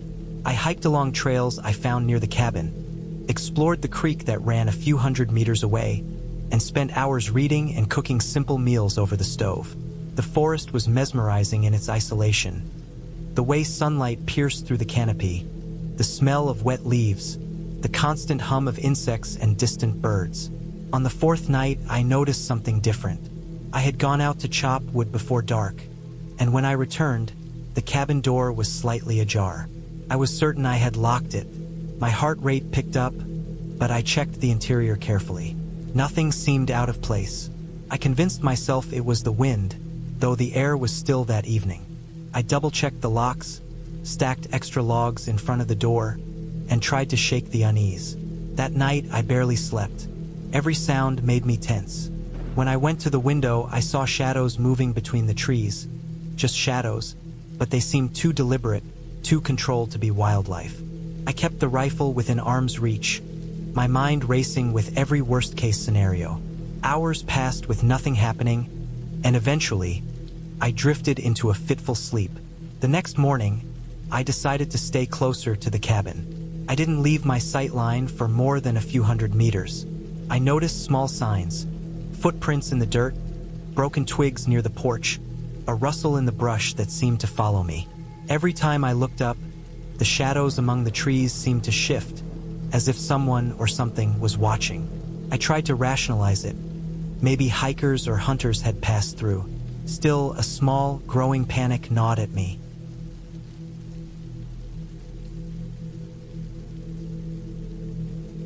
On the third night, the sounds escalated. I could hear deliberate footsteps circling the cabin, stopping and starting, moving with purpose. Something brushed against the siding again, heavier this time. My heart pounded as I moved quietly through the cabin, checking doors and windows. I had a small hunting knife, but I knew it was barely enough if someone broke in. I debated whether to call for help, but the lack of cell service made that impossible. I felt truly isolated, a lone figure in a dark, frozen forest. Morning came slowly. I stayed awake until the first hints of sunlight, keeping watch. When it finally arrived, the snow around the cabin showed clear tracks. Multiple people had walked around the perimeter. They hadn't entered, but the signs were unmistakable. Panic mixed with determination. I needed a plan. Leaving wasn't easy. The road back to civilization was steep, winding, and possibly dangerous if someone was following me. I decided to wait, stay vigilant, and ensure the cabin was secure for the day.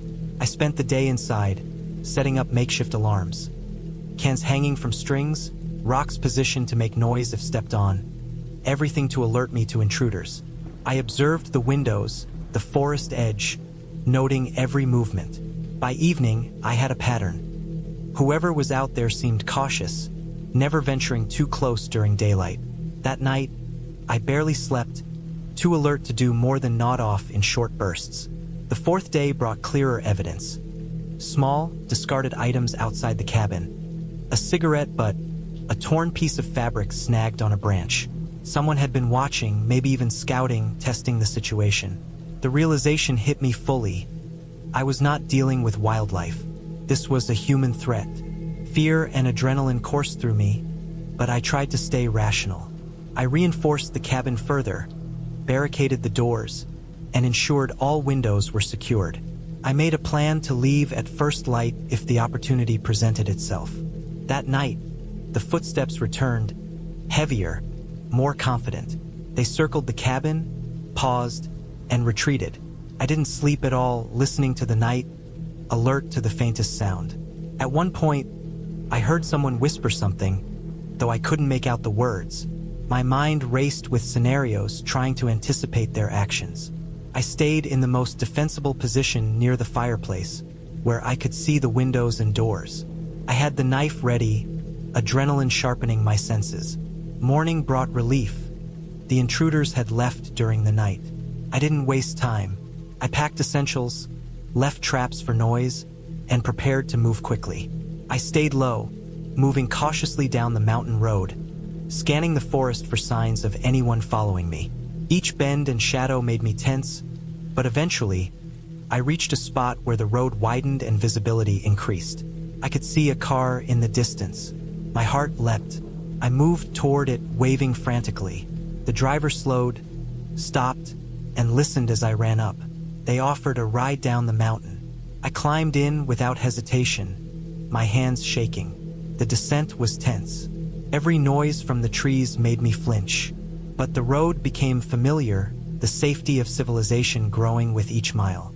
By the time I reached the nearest town, the fear was still there, but a sense of relief washed over me. I contacted the authorities and reported what happened. They investigated the cabin later and found evidence of trespassers who had been using the area to observe remote properties, sometimes for burglary. My cabin was never broken into, but the risk had been real and terrifying. I never returned to that cabin. The experience stayed with me, the fear lingering in quiet moments. But it also taught me something vital. Preparation and awareness could save you in situations that seem hopeless. Being alone in the wilderness can be peaceful, but isolation also makes you vulnerable. I learned to respect the solitude and to trust my instincts when something feels wrong. In the weeks after the incident, I rebuilt my life cautiously. I avoided remote locations alone for some time, but eventually, I returned to nature in safer ways, hiking with friends or staying in areas where help was nearby. The cabin incident remained a vivid memory, a warning, and a lesson. It changed how I approached wilderness trips forever. I never underestimated the unknown again, and I always respected the power of isolation. The fear had been intense, unrelenting, but the clarity of survival and the reality of preparation left me stronger. I had faced true danger, not fantasy or imagination, and lived to tell the tale. The cabin, the footprints, the night-circling sounds. All of it stayed in my mind for years, a reminder that even in the quietest, most peaceful places, danger can lurk, but awareness, readiness, and resolve can guide you safely out of it. I had planned this trip for months, a solitary escape into the mountains where I could be alone with my thoughts and nature. The idea of a small, isolated cabin tucked away from the roads and towns had been appealing. I wanted a week of silence, to leave behind the hum of traffic, the constant notifications, the low-grade anxiety that seemed to follow me everywhere. The cabin I found was exactly what I imagined, small, made of rough-hewn logs, with a tiny porch overlooking a steep incline that led down to a creek. There were no other buildings for miles, and the map showed only thin hiking trails leading into denser woods. I arrived late in the afternoon. The sun was a low, fiery orange as I turned off the winding road onto a narrow dirt track. The car bounced over rocks and ruts, and I felt the tension of the city slowly start to leave my shoulders. When I finally saw the cabin, I parked and stepped out. The smell of damp earth, pine, and moss filled my senses. The air was cool but not cold, carrying a faint scent of smoke from some distant fire or old hearth. The cabin itself was smaller than I had expected. A single room with a loft above, furnished with a narrow bed, a small table, a wood stove, and a couple of chairs. The windows were small, but they framed the surrounding forest beautifully. I dropped my backpack on the floor and stretched, listening to the faint sound of the creek in the distance. There was no phone signal, of course, which only added to the sense of being truly alone. I spent the first few hours unpacking, cleaning off my boots, stacking firewood, and inspecting the cabin. The place felt sturdy, though the floorboards creaked under every step. I lit the stove, letting the fire crackle and warm the room, and then I made a simple dinner from the supplies I had brought. The evening was quiet, except for the occasional rustle of leaves outside, or the distant call of a bird settling for the night. I went to bed early, ready for the next day's hike. The first full day was uneventful. I woke early, the sun streaming in through the small windows. I brewed coffee on the stove, ate a simple breakfast, and planned a hike along the trail that curved around the hillside. The forest was dense and rich with color, the ground soft under my boots. I saw small wildlife, squirrels darting between trees, birds flitting along branches, but nothing larger, nothing threatening. By late afternoon, I had climbed to a small ridge that overlooked the valley below. The view was incredible. Rolling hills, patches of fog in the low areas, a winding river glinting in the sunlight. I made my way back to the cabin, feeling satisfied but tired. The second day was when I first noticed something strange. I had gone for a shorter hike, following a path that led deeper into the woods. The trail was narrow, overgrown in places but still passable. When I returned, I noticed that a few items near the cabin, my boots, some small tools I had left on the porch, had been moved. At first, I thought the wind or animals could have done it, but nothing seemed out of place otherwise. The firewood was still stacked neatly, the door locked, no footprints other than mine. I brushed it off, convincing myself it was my imagination. That night, I slept poorly. Every sound seemed amplified. The creak, the wind through the trees, the creaks of the cabin settling. At some point, I thought I heard a faint knock at the cabin door, but when I opened my eyes, there was nothing. I chalked it up to nerves. The following morning, I woke to a more alarming sign. The door to the cabin was slightly ajar. I was certain I had locked it before going to bed. My heart raced as I checked the windows. No broken glass, no signs of forced entry. I went outside to look around. The ground near the porch had faint footprints, not mine, and not the pattern of any animal I could recognize. They led away into the forest, deeper than I had explored. The feeling of being watched came over me, sudden and sharp. I tried to calm myself, telling myself it must be someone hiking nearby, maybe a local who had wandered in while I was out. But the nearest town was hours away, and the cabin was supposed to be private. I spent the next day in a state of constant alert. Every noise outside made me tense. I kept a hatchet within reach, loaded a small hunting rifle I had brought, and checked the locks obsessively. I did not go far from the cabin. That evening, I saw a shadow moving in the forest, beyond the creek. I froze, holding my breath. The shadow stopped as soon as I looked directly at it. I could not see any features, just a dark outline. It moved quickly back into the trees and was gone. I stayed inside all night, listening to every sound, barely sleeping. By the third day, the sense of isolation had turned into outright fear. I realized that whoever, or whatever, had been near the cabin had been observing me for at least a couple of days. I found small signs outside, footprints near my porch, broken twigs along a path leading into the forest, subtle marks on the tree bark that suggested someone had been watching from the trees. I checked my supplies, making sure nothing was missing. Everything seemed intact, but the feeling of intrusion was unmistakable.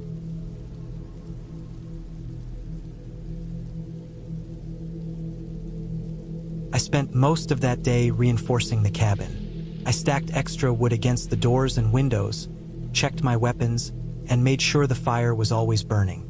I did not venture far from the cabin, and when I did step outside, I carried the rifle with me. The forest that had seemed beautiful before now felt oppressive and threatening. Every branch snapping, every rustle of leaves made me flinch. By nightfall, I had noticed one more unsettling detail. Faint marks on the cabin's exterior, as if someone had tried to pry at the door. I was certain now that someone had been near while I was inside. Fear and adrenaline kept me awake, and I spent the night sitting by the stove with my rifle across my lap, scanning the windows for movement. The fourth day brought a turning point. Early in the morning, I ventured a short distance down the trail leading to the creek. I needed water, and I needed to feel like I could still function outside the cabin. The walk was tense but quiet. When I reached the creek, I noticed a pair of discarded gloves, soaked and dirty, partially hidden behind a bush. They were not mine. My stomach sank. Someone had been here very recently. I took note of the direction they had come from, back towards the cabin, and realized how exposed I had been. I filled my water bottle, trying not to panic. The thought of calling for help crossed my mind, but there was no signal on my phone. Back at the cabin, I tried to devise a plan. I considered leaving, hiking down to the main road, but the thought of being spotted while packing and moving terrified me. I needed a plan to leave safely.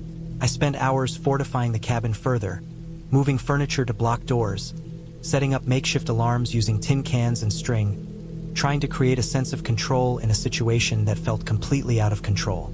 The next night, I heard the noises again. Footsteps outside, twigs snapping near the perimeter, the occasional sound of something brushing against the side of the cabin. I stayed awake, rifle in hand, heart racing. At some point, I thought I saw a figure crouched near the tree-line, watching.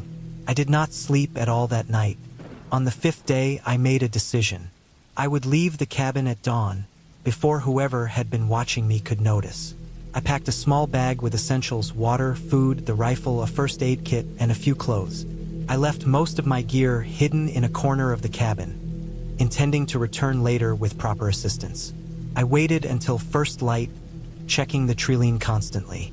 When the sun started to rise, I slipped out quietly, moving along a path I hoped would take me to a side trail leading down the mountain. The walk was tense and nerve-wracking. Every sound seemed amplified. I moved as quietly as possible, scanning the forest constantly. About halfway down, I noticed fresh footprints in the mud, leading in the same direction I was going. Panic surged through me, but I forced myself to stay calm, moving quickly but carefully. I kept my rifle at the ready, every sense on high alert. Hours later, I finally reached a junction in the trail that led to a main dirt road. My pace quickened. I kept my head down, looking for anyone who might be waiting. The road was empty, deserted, and I started to run, moving as fast as my legs could carry me. After what felt like an eternity, I saw a car approaching in the distance. I waved frantically and it slowed. The driver, a local, gave me a startled look as I scrambled into the vehicle, gasping and shaking. I told him I had been alone in a cabin and feared someone had been following me. He nodded, understanding more than I could explain, and drove me down to the nearest town. Once I was in town, I contacted the authorities. They went back to investigate the cabin. They found signs that someone had indeed been living nearby in hidden makeshift shelters in the woods. There were abandoned campsites, hidden paths, and traps set to monitor the cabin. It seemed I had unknowingly trespassed into someone else's territory, and they had been observing me for days. Nothing violent had happened, but the threat had been real, and I realized how close I had been to a dangerous confrontation. In the days that followed, I stayed with friends in town, shaken but relieved. I eventually returned to the cabin with law enforcement, and they cleared the area, making it safe for future visitors. I kept the cabin on my list of places I had visited, but I never went back alone. The experience had left a mark, a mix of fear, vigilance, and respect for the quiet, unpredictable wilderness. I realized how fragile the illusion of safety can be in a remote place, and how easily solitude can turn into a trap when someone else's presence goes unnoticed. I learned a lot from that trip. I learned to trust my instincts, to respect the wilderness, and to always prepare for the unexpected.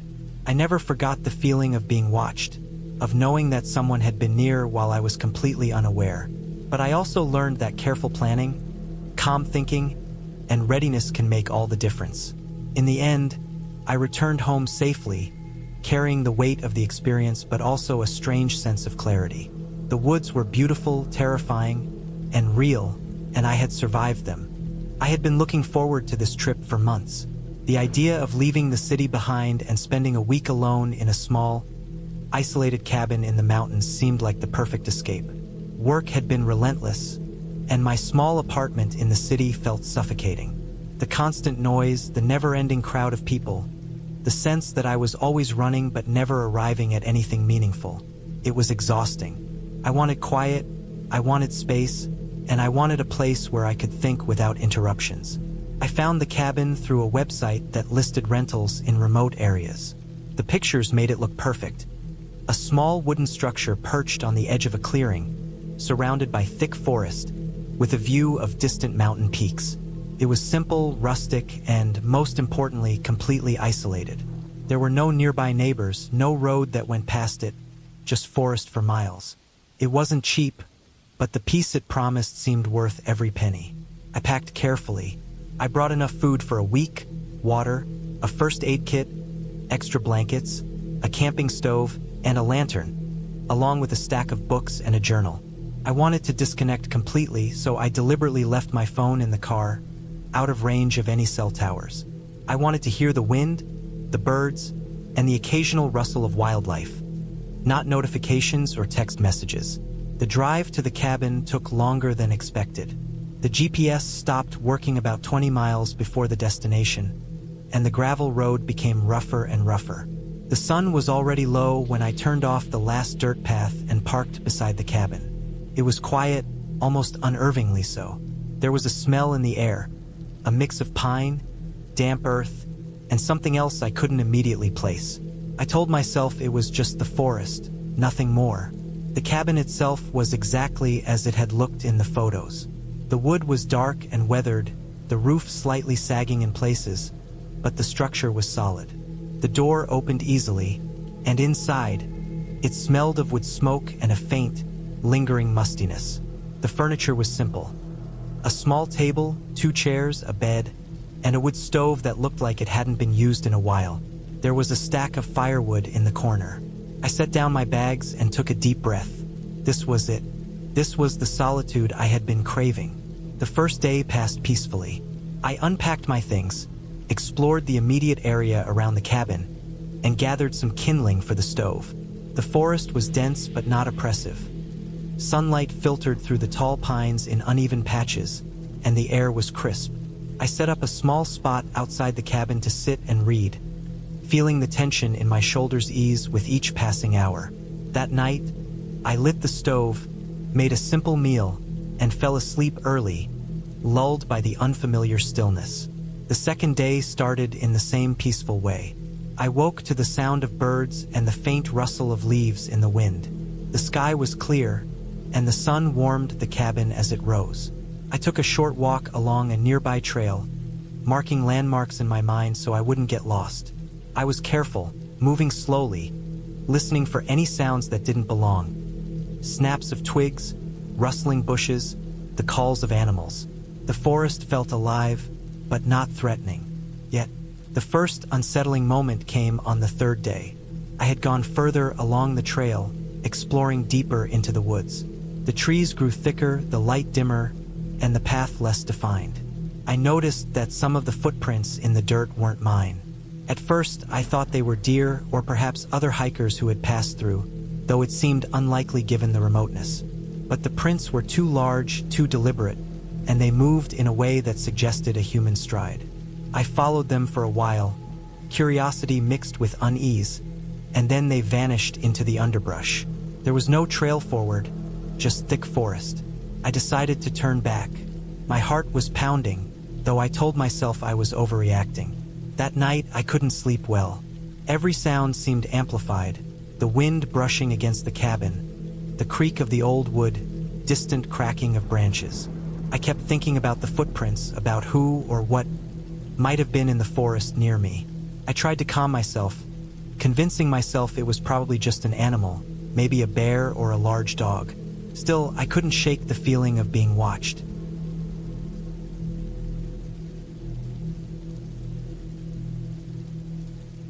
Morning brought no relief. The fog lingered, thick and suffocating. I decided to investigate. Armed with only the knife, I stepped outside, noting fresh footprints circling the cabin, careful, deliberate, like someone was watching me. My pulse quickened, but I forced myself to stay calm. The footprints led into the forest but didn't continue very far. I followed cautiously, trying to see if they looped back or disappeared entirely. They vanished into mud near a shallow depression where water had collected, disturbed as if someone had crouched there. A hollow pit in my stomach warned me this was no ordinary hiker. I returned to the cabin, locking the door behind me and stacking firewood against it for reinforcement. I checked every window, every crack, ensuring there was no easy access. Hours passed, tension building, and I tried to keep busy by sorting supplies and cleaning the cabin. But I couldn't shake the feeling that I wasn't alone, that someone was outside, watching, waiting. The daylight made it slightly more tolerable, but the oppressive fog and silence created a pressure that weighed on my chest. By the third day, the situation escalated. I awoke to the sound of heavy breathing outside the cabin, muffled but unmistakable. I froze, straining my ears. The cabin door rattled as if someone had tried to move it. My heart raced. I grabbed the knife and approached the door, peering through the window. No one was there, yet the footprints had multiplied, crisscrossing around the cabin as if someone had circled repeatedly, trying to make me think they were everywhere. Panic gnawed at my mind. I considered leaving, but the road was slick with rain. Fog reduced visibility to almost nothing, and I didn't know if they were waiting for me to step outside. I barricaded myself further, dragging the table and chairs against the door. I found some old nails and hammered boards across the windows as best I could. The cabin felt less like a refuge and more like a trap. The sounds persisted. Scraping, tapping, and once, a deep, deliberate thump against the wall that reverberated through the floorboards. I realized I had underestimated how small and isolated the cabin truly was. I was alone, utterly alone, facing an unknown presence that had the patience to stalk me. I spent the next hours in a tense, paranoid daze, sitting near the fireplace, knife in hand, watching shadows in the flickering light. My mind imagined every scenario. Someone lost in the forest, someone hiding, someone waiting for me to make a move. I tried to rationalize each noise, each movement, but the fear clung to me like a second skin. The fog outside showed no sign of lifting, and the trees pressed against the cabin as if crowding it, reducing any sense of escape.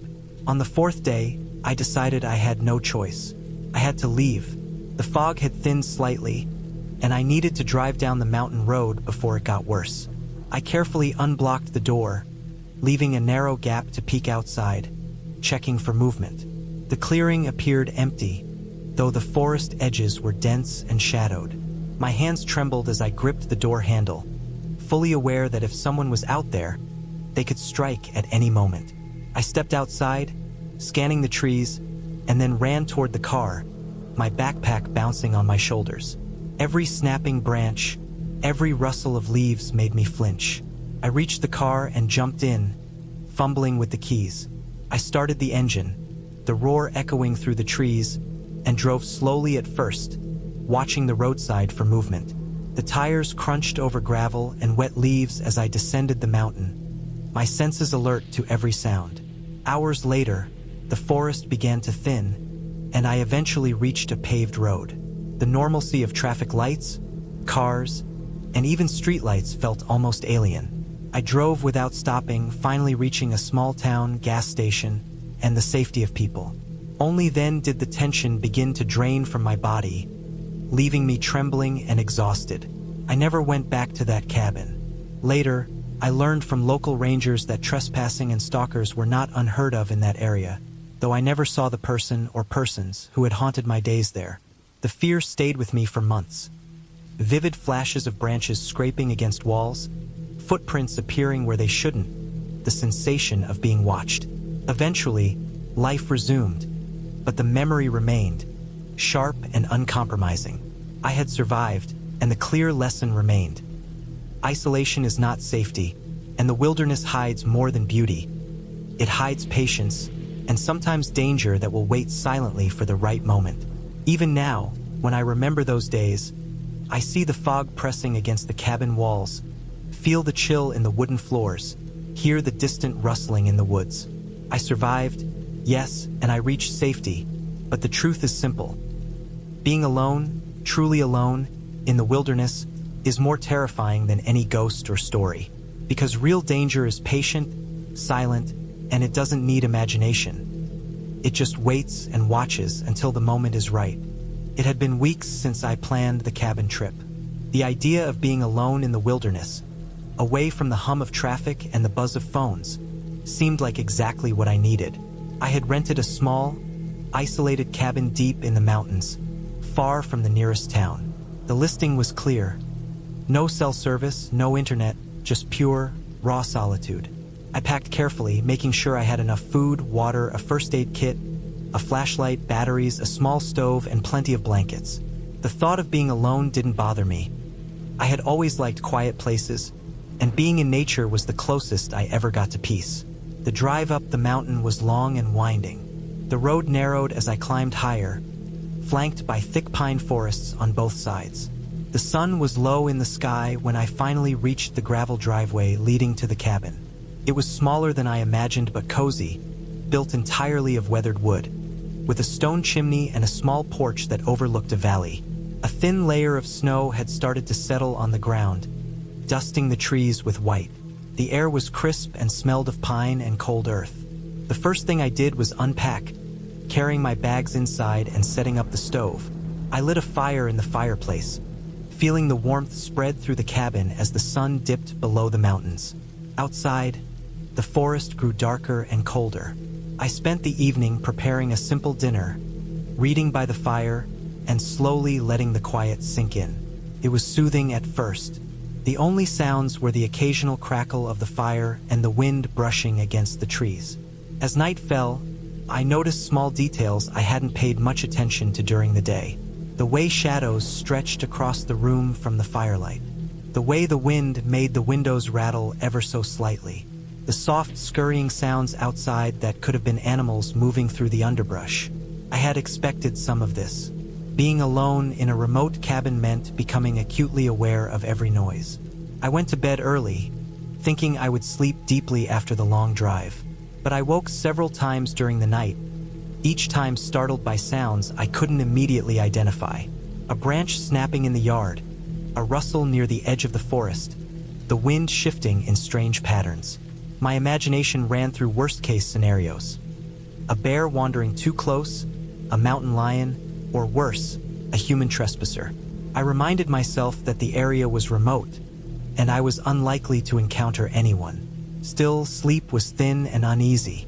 The next morning, I decided to explore the surrounding area before settling into a routine. I wore my boots, carried a small backpack with water and a knife, and headed into the trees behind the cabin. The forest was dense, quiet except for occasional birds and the crunch of snow underfoot. I wandered for hours, taking in the scenery, observing animal tracks, and feeling an odd thrill at the isolation. By afternoon, the sun was low again, and I returned to the cabin, exhausted but satisfied. That evening, as I chopped wood and prepared the fire, I noticed something strange. Faint footprints in the snow leading from the edge of the forest toward the cabin. They were small, human-like, but oddly spaced, as if someone had been walking carefully. My first thought was that a neighbor or hiker might have passed by.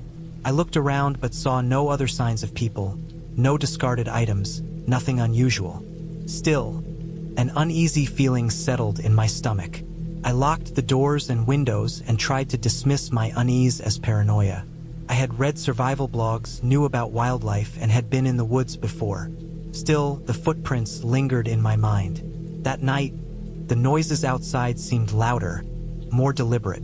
There was the snap of a branch, then silence, then something scratching lightly against the cabin siding. My pulse quickened. I stayed awake, listening, watching the shadows dance on the walls.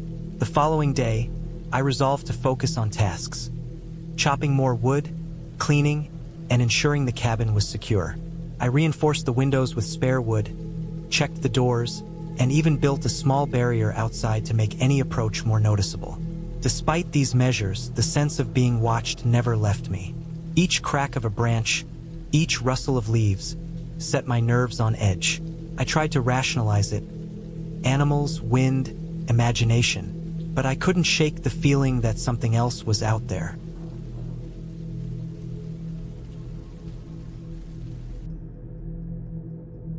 Morning brought no relief.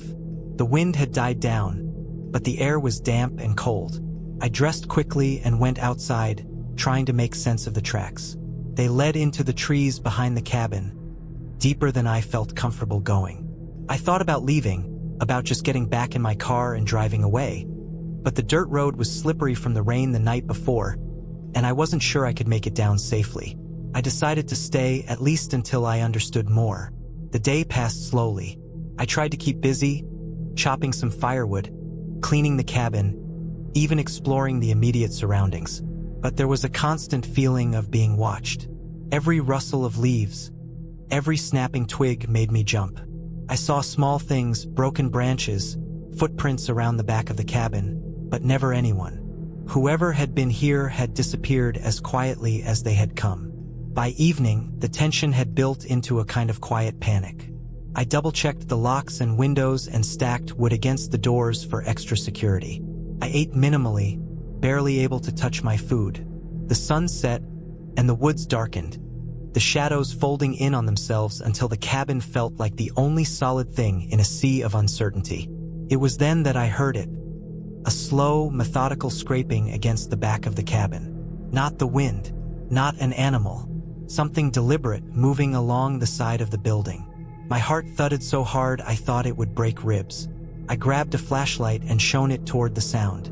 The beam cut through the darkness, catching nothing but trees and the side of the cabin. The sound stopped as suddenly as it had started. I tried to reason. Maybe a branch had fallen? Maybe the wind had shifted? But deep down, I knew it was neither. I could hear faint breathing in the darkness, heavy and deliberate. I realized with horror that someone might have been hiding in the woods, watching me all day, waiting until night to move closer. I stayed up the rest of the night, flashlight in hand, listening. Every sound seemed louder, every shadow darker. I didn't sleep. By morning, my body was exhausted, but the danger was real. I had to leave. I packed quickly, leaving behind food and firewood, only grabbing essentials. I left the cabin as quietly as I could, glancing over my shoulder at the trees where I had heard the noises. The drive down the dirt road was tense. Every shadow on the road, every tree swaying in the breeze made me flinch. I didn't stop until I hit the main road, the lights of civilization filling the windshield like a relief I hadn't realized I was craving. Once home, I called the local authorities and reported the cabin. They said that it had been a target for trespassers before. People living off the grid, hiding out, sometimes dangerous. They told me to avoid going back and to stick to populated areas if I wanted to be safe. It took days to shake the feeling of being watched, the sensation that someone could be just beyond the trees at any moment. But I never went back. I learned that even in a place that seems isolated and peaceful, danger can exist in the form of another human. And sometimes, the most terrifying part is knowing how quietly someone can invade your space and disappear before you even notice. I had been driving for hours, the long stretch of forested road stretching endlessly on either side of me. My cabin rental was deep in the woods, far away from the small town I had passed through an hour earlier.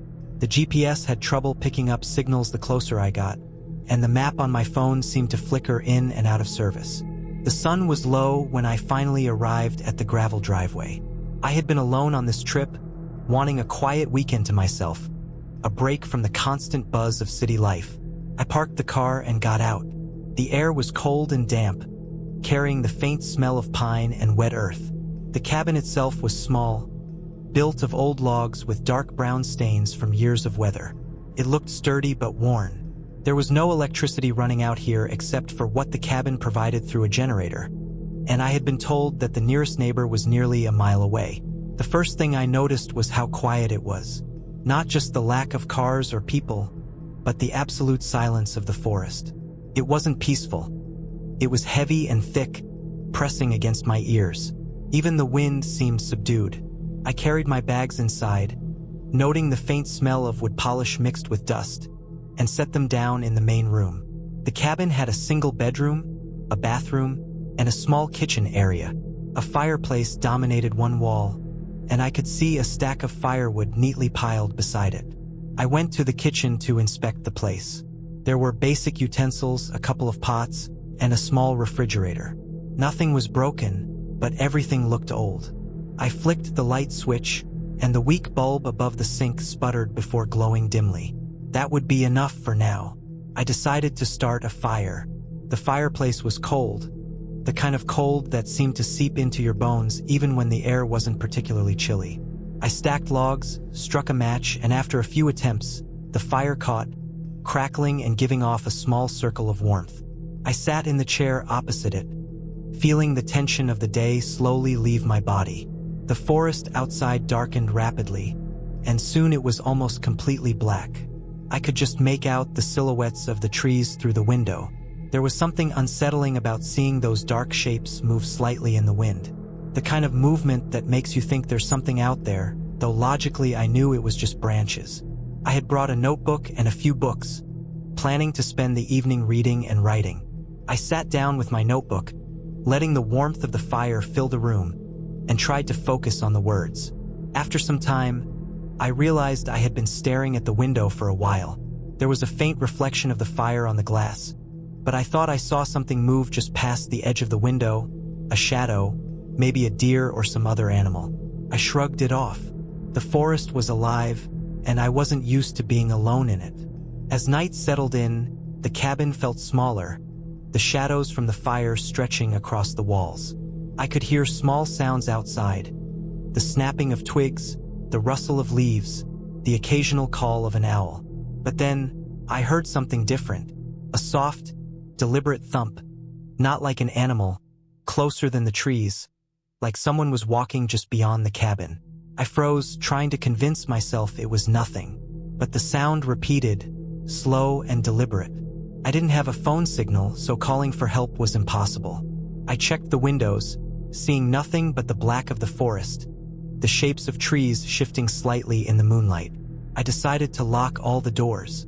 I walked around, checking each one, bolting them carefully. That small action gave me a false sense of control. I tried to go back to the fire, telling myself it was probably a raccoon or a deer, or maybe a branch falling. But the sound didn't stop. Every few minutes, I heard the soft thump again. I moved the chair closer to the fire, pulling it away from the window so I could see the room better. My heart was racing, and I felt sweat forming on my forehead despite the chill. Hours passed. I tried to sleep, but every little noise outside made me jump. The wind seemed to pick up, making the trees groan and branches scrape against the cabin walls. I heard a thud against the side of the cabin, like something heavy had hit the wall. I froze, my hands gripping the blanket tightly. The noise repeated, a dull thump followed by silence, then another thump. I realized it was coming from the back of the cabin, where I hadn't checked the windows carefully. My mind ran through possibilities. An animal, someone trying to break in. My stomach tightened with fear, and I realized that, unlike in the city, there was no immediate way to get help. The nearest neighbor was far, and my phone had no signal.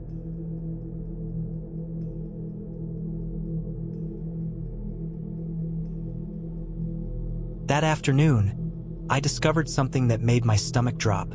Near the creek, I saw a makeshift campsite, an old tarp, a few empty cans, footprints leading in no particular direction. Whoever had been here had been careful not to leave obvious signs. But it was clear someone had been living off the grid, hidden in the forest. I felt the weight of the isolation suddenly press down on me. This wasn't just a remote cabin anymore. I was in a place where someone could be nearby without me ever seeing them. That night, the sense of being watched intensified. I kept a lantern lit in the main room, the rifle across my lap, and my knife on the table. Around midnight, I heard the door handle jiggle. Someone was outside trying the door. My hands shook as I grabbed the rifle, but I waited, holding my breath. The jiggle stopped after a minute. Then, from somewhere deep in the forest, I heard a branch snap, followed by the sound of someone running through the underbrush. My heart pounded in my chest, and I realized I had to think clearly. I spent the rest of the night checking every lock, barricading the door with the woodpile, and moving heavy furniture against windows. Sleep was impossible. My mind ran through every scenario: robbers, dangerous hunters, or just a loner who might be harmless but unpredictable. Dawn came slowly, and I made a decision. I couldn't stay here alone another night. I had to get out, and I had to be careful. I packed quickly, trying to move as quietly as possible. I left no sign that I had been inside the cabin for the night beyond the obvious footprints and disturbances I had made. I chose a path through the forest I had noticed earlier, hoping it would lead to a road before anyone could intercept me. I moved slowly, listening intently to every sound. My adrenaline kept me sharp, but it also made every snap of a twig feel like a potential threat. Hours passed as I navigated through dense brush, rocks, and fallen logs. At one point, I saw a figure in the distance, moving slowly between the trees. I froze, but the figure didn't approach. It disappeared as suddenly as it had appeared. I kept moving, taking zigzagging paths to avoid being predictable, constantly checking behind me. I had no map, no compass, only the vague direction of the road I had come from. By late afternoon, I finally broke through the dense forest into an open clearing. From there, I could see the dirt road winding down the mountain. Relief washed over me, but I remained alert. I made it back to my car without encountering anyone, my hands raw from pushing through brush and my legs exhausted. I locked the doors and sat inside for a long while, catching my breath and staring at the forest behind me. I could still see shadows moving, though it could have been my imagination. When I finally drove down the road and reached the nearest town, the first thing I did was stop at a gas station. I filled my tank, bought a large bottle of water, and sat in the car, staring out at the road that led back to civilization. I realized just how close I had been to danger. The experience left me shaken, but also oddly empowered. I had survived purely by staying alert, thinking clearly, and trusting my instincts. I called the cabin owner from my cell phone once I had a signal. I told him the situation in vague terms, careful not to admit my paranoia but hinting that the property might attract unwanted attention. He seemed concerned but dismissed it lightly, saying that it was remote and that occasionally hikers or hunters passed through. I didn't argue. I had my own experience, and I knew what I had faced. In the days after returning home, I found myself replaying every detail of that cabin. The isolation, the constant awareness of unseen eyes, the adrenaline that kept me alive, and the fear that someone had been close enough to enter my space without my knowledge. I understood, in a way I never had before, how fragile safety can be when you are completely alone in the wilderness. I eventually sold the cabin gear I had brought, unwilling to risk another solo trip like that anytime soon. But I kept the rifle and the knife, not out of paranoia, but as a reminder of the respect and caution the wilderness demanded. The memory stayed with me, vivid, terrifying, and oddly instructive. I had survived, I had navigated fear without panicking, and I had emerged intact. That night, that forest, and that cabin taught me a lesson about vigilance, preparation, and the unpredictability of human presence in isolation. I knew I could never truly forget it, and I knew I would always carry a measure of caution with me in the quiet, empty places where danger can lurk unseen. I never returned to that cabin. The experience had been enough. Yet, sometimes when I close my eyes at night, I can still feel the weight of the forest, the brush moving just beyond sight, and the cold, pressing reality that I had been watched.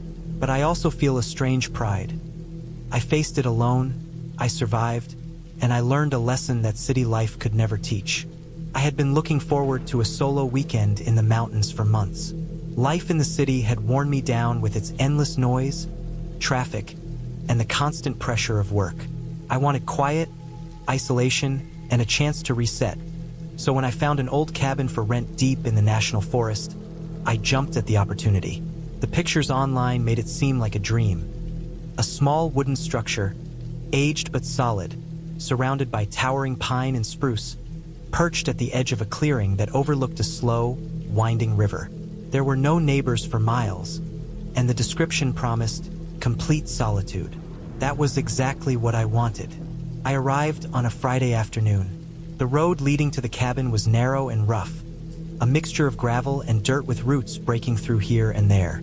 My car creaked and groaned as I drove, each bump and jolt echoing through the tires. By the time I reached the clearing, the sun was low, casting long shadows across the forest floor. I could see the cabin from the road, its wooden walls weathered to a soft gray, a small stone chimney rising from the roof. The door had a simple lockbox. I had been given the code in advance. My hands trembled slightly as I entered it, half from excitement, half from the creeping unease that comes with being so far away from other people. When the lock clicked open, I pushed the door and stepped inside. The cabin smelled faintly of cedar and dust. It was small but functional. There was a main living space with a rough wooden table, a few chairs, and a couch with worn fabric. A small wood-burning stove sat in the corner, and stacked next to it were enough logs to last the weekend. A narrow hallway led to a bedroom and a tiny bathroom. The windows, though dusty, were intact and looked out onto the forest and the river below. The first thing I did was set down my bags and walk through each room, touching the walls, running my fingers along the rough wood. Everything seemed quiet, almost unnaturally so. Outside, the forest was alive with the subtle noises of birds and the rustle of small animals. But inside, it was silent. The kind of silence that makes you hyper-aware of your own heartbeat. I unpacked slowly, methodically. I brought a small supply of food and water, a flashlight, a first aid kit, a sleeping bag, and extra batteries. I knew the area could be dangerous. Wildlife was common, and the terrain could be unforgiving. I lit a fire in the stove, watching the flames dance against the walls. The first night passed uneventfully, but I found sleep difficult. The darkness pressed in from all sides, and every creak of the wooden cabin or rustle outside made me sit upright in bed. The wind had picked up in the night, rattling the windows, bending the tree branches so they scratched against the roof. I felt completely exposed, yet entirely alone. The next day, I decided to explore. I wanted to get familiar with the area.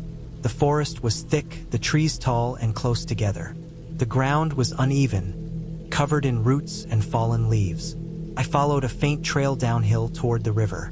The air was cool, almost damp, and smelled of moss and wet earth.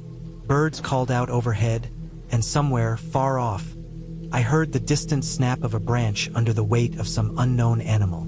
The river was shallow but swift, the water clear and icy. I walked along its edge, trying to find a comfortable spot to sit, listening to the water and feeling the sunlight warm my shoulders. There was a thrill in being so far from civilization, in knowing that if something went wrong, no one would be around for miles. At the same time, it was unnerving. The forest seemed to have its own rhythm, one that didn't include humans, and I could feel its presence all around me. I wasn't used to it, not fully. By evening, I returned to the cabin. I was tired, my legs scratched and sore from navigating the roots and rocks, but satisfied. I lit the stove again, making a small meal and sat near the fire to eat. That night, I slept slightly better, though I still woke several times to the sounds of the forest. The wind had died down, but the occasional distant howl of an animal reminded me of just how isolated I was.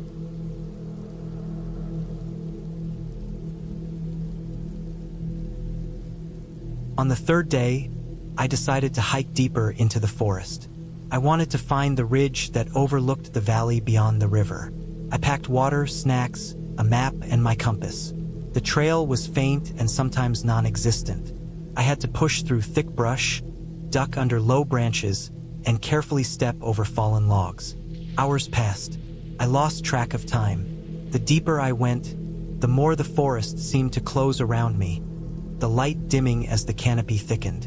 My arms were scratched, my shirt torn in places, but I pressed on. The ridge came into view just as the sun began to fall toward the horizon. The view was breathtaking. The valley stretched out below me, dotted with rivers and the occasional flash of sunlight on a distant lake. I took photos, breathed deeply, and for a moment, felt an overwhelming peace. But as the sun sank further, shadows lengthened and the forest began to feel more oppressive. It was easy to get lost here. I made a mental note to retrace my steps carefully. I started back down, but the trail was not as clear as I remembered. Roots and fallen branches blocked my path. I had to step over logs, crouch under branches, and occasionally backtrack to find a safe way. The forest, which had seemed so serene in daylight, was becoming menacing. I told myself to stay calm, but my chest tightened with every step. Dusk came faster than I expected. I turned on my flashlight and moved cautiously, knowing that a misstep could lead to injury. Then I heard it, a rustling in the brush, just off the trail. I froze. The sound repeated, deliberate, moving slightly closer. I strained my eyes, but the beam of my flashlight only cut through a narrow cone of darkness.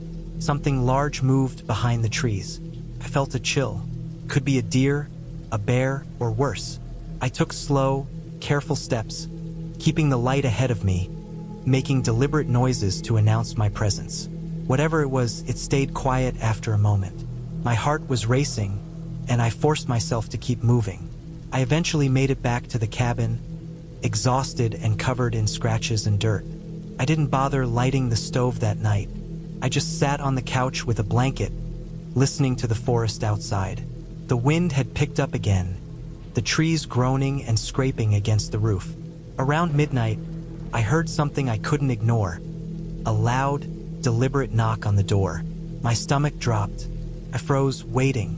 Silence. Another knock, harder this time. I crept toward the door, gripping the handle, peering through the small window beside it. Nothing. I backed away slowly, my mind racing. There was no road nearby, no neighbor, no reason for someone to be here. My first thought was a prank, but there were no roads or trails that made it easy for someone to approach unseen. Whoever it was had come deliberately through the forest. I didn't want to confront them. I grabbed my phone, it had no signal, and then thought about the hunting rifle I had brought in case of wildlife. I wasn't going to use it unless absolutely necessary, but just knowing it was within reach made me feel slightly safer. The knocking continued intermittently, sometimes soft, sometimes loud. I stayed in the living room, flashlight ready, listening. Hours passed.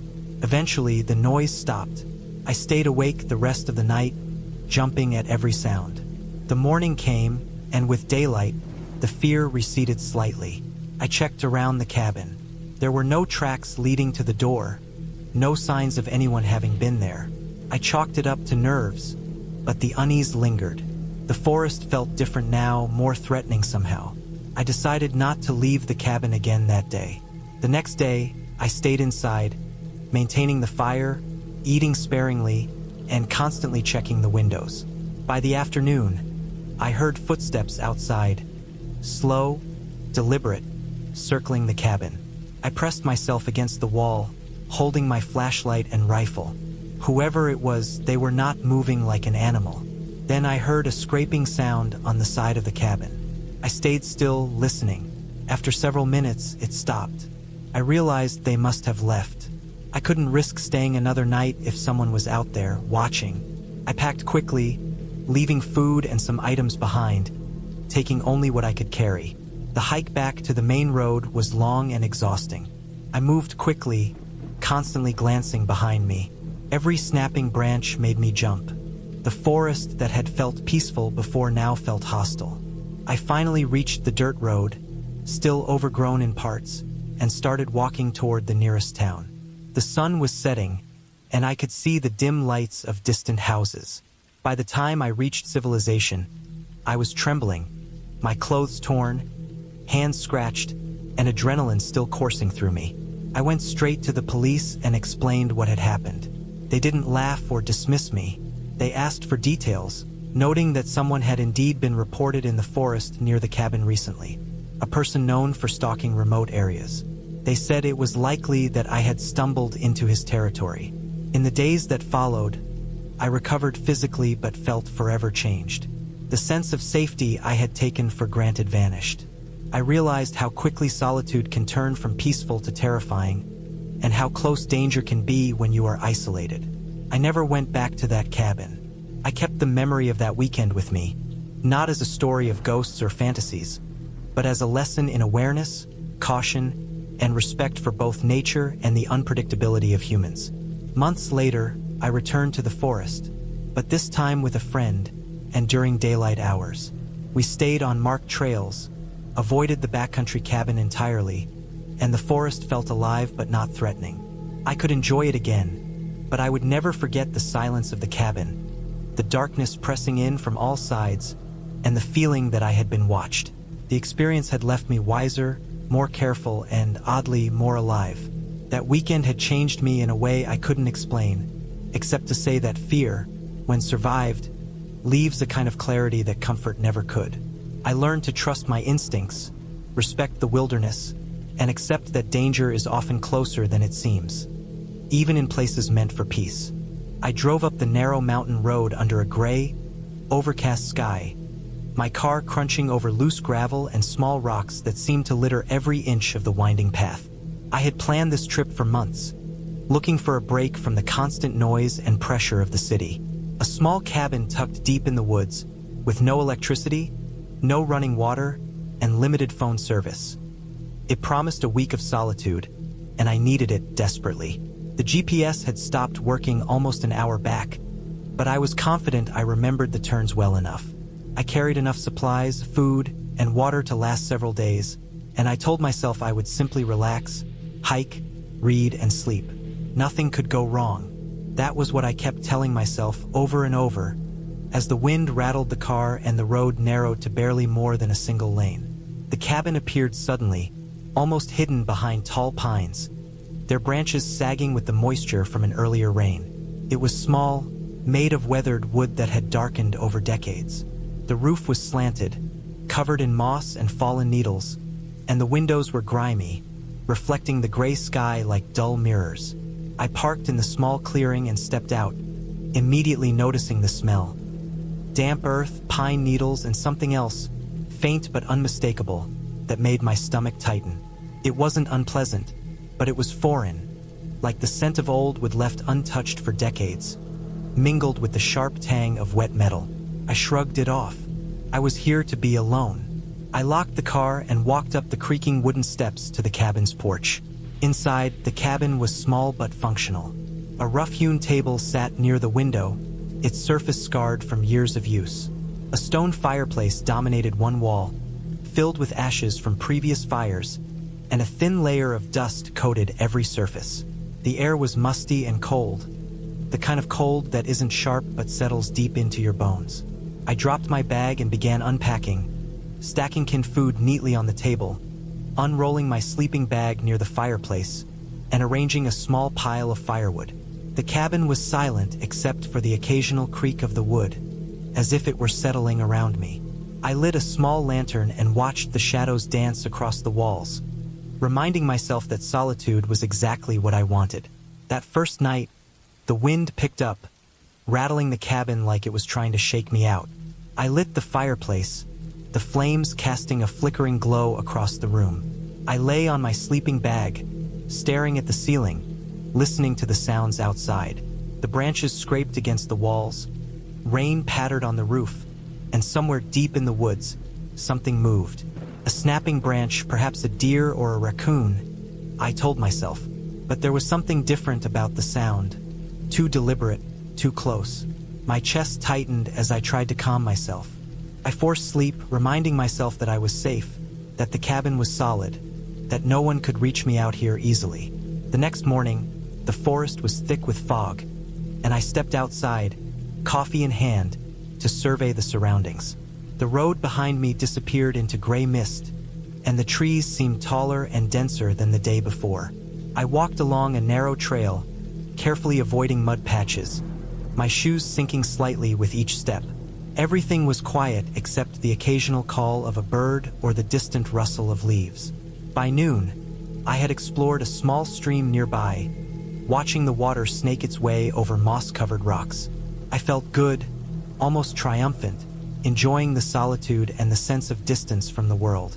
But as afternoon came, the atmosphere shifted. The fog thickened, curling around the trees like living fingers, and I noticed footprints in the soft earth near the stream. They were not large but human, and they led from the main path into the woods and back again. I scanned the area, but saw nothing. I felt a small chill, one that wasn't from the wind. Maybe someone else had come to the cabin before me, I thought, though I knew I hadn't seen any signs of recent activity. Shrugging it off, I returned to the cabin, dismissing the footprints as remnants from some hiker or a local wandering deer hunters. That night, I cooked a small dinner and fed the fire. Outside, the wind howled more insistently. The trees groaned, and rain drummed against the roof with increased intensity. Around midnight, I woke to a noise outside, subtle at first, like soft tapping or dragging. My heart thumped loudly, echoing in my chest. I stayed still, straining to hear. The noise stopped. I told myself it was probably the wind or a branch brushing the cabin. But then it came again, this time accompanied by a faint shuffling sound that didn't belong to the wind. My stomach sank. Someone or something was out there. I didn't have a weapon beyond a small pocket knife in my bag. I didn't want to believe anyone could reach the cabin without me noticing them on the narrow road or through the fog. But the sound persisted, coming closer, then fading, then closer again. My breathing quickened, my palms sweated.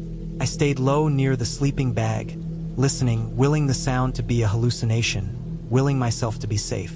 The noise vanished for a long time, and exhaustion eventually dragged me back to uneasy sleep.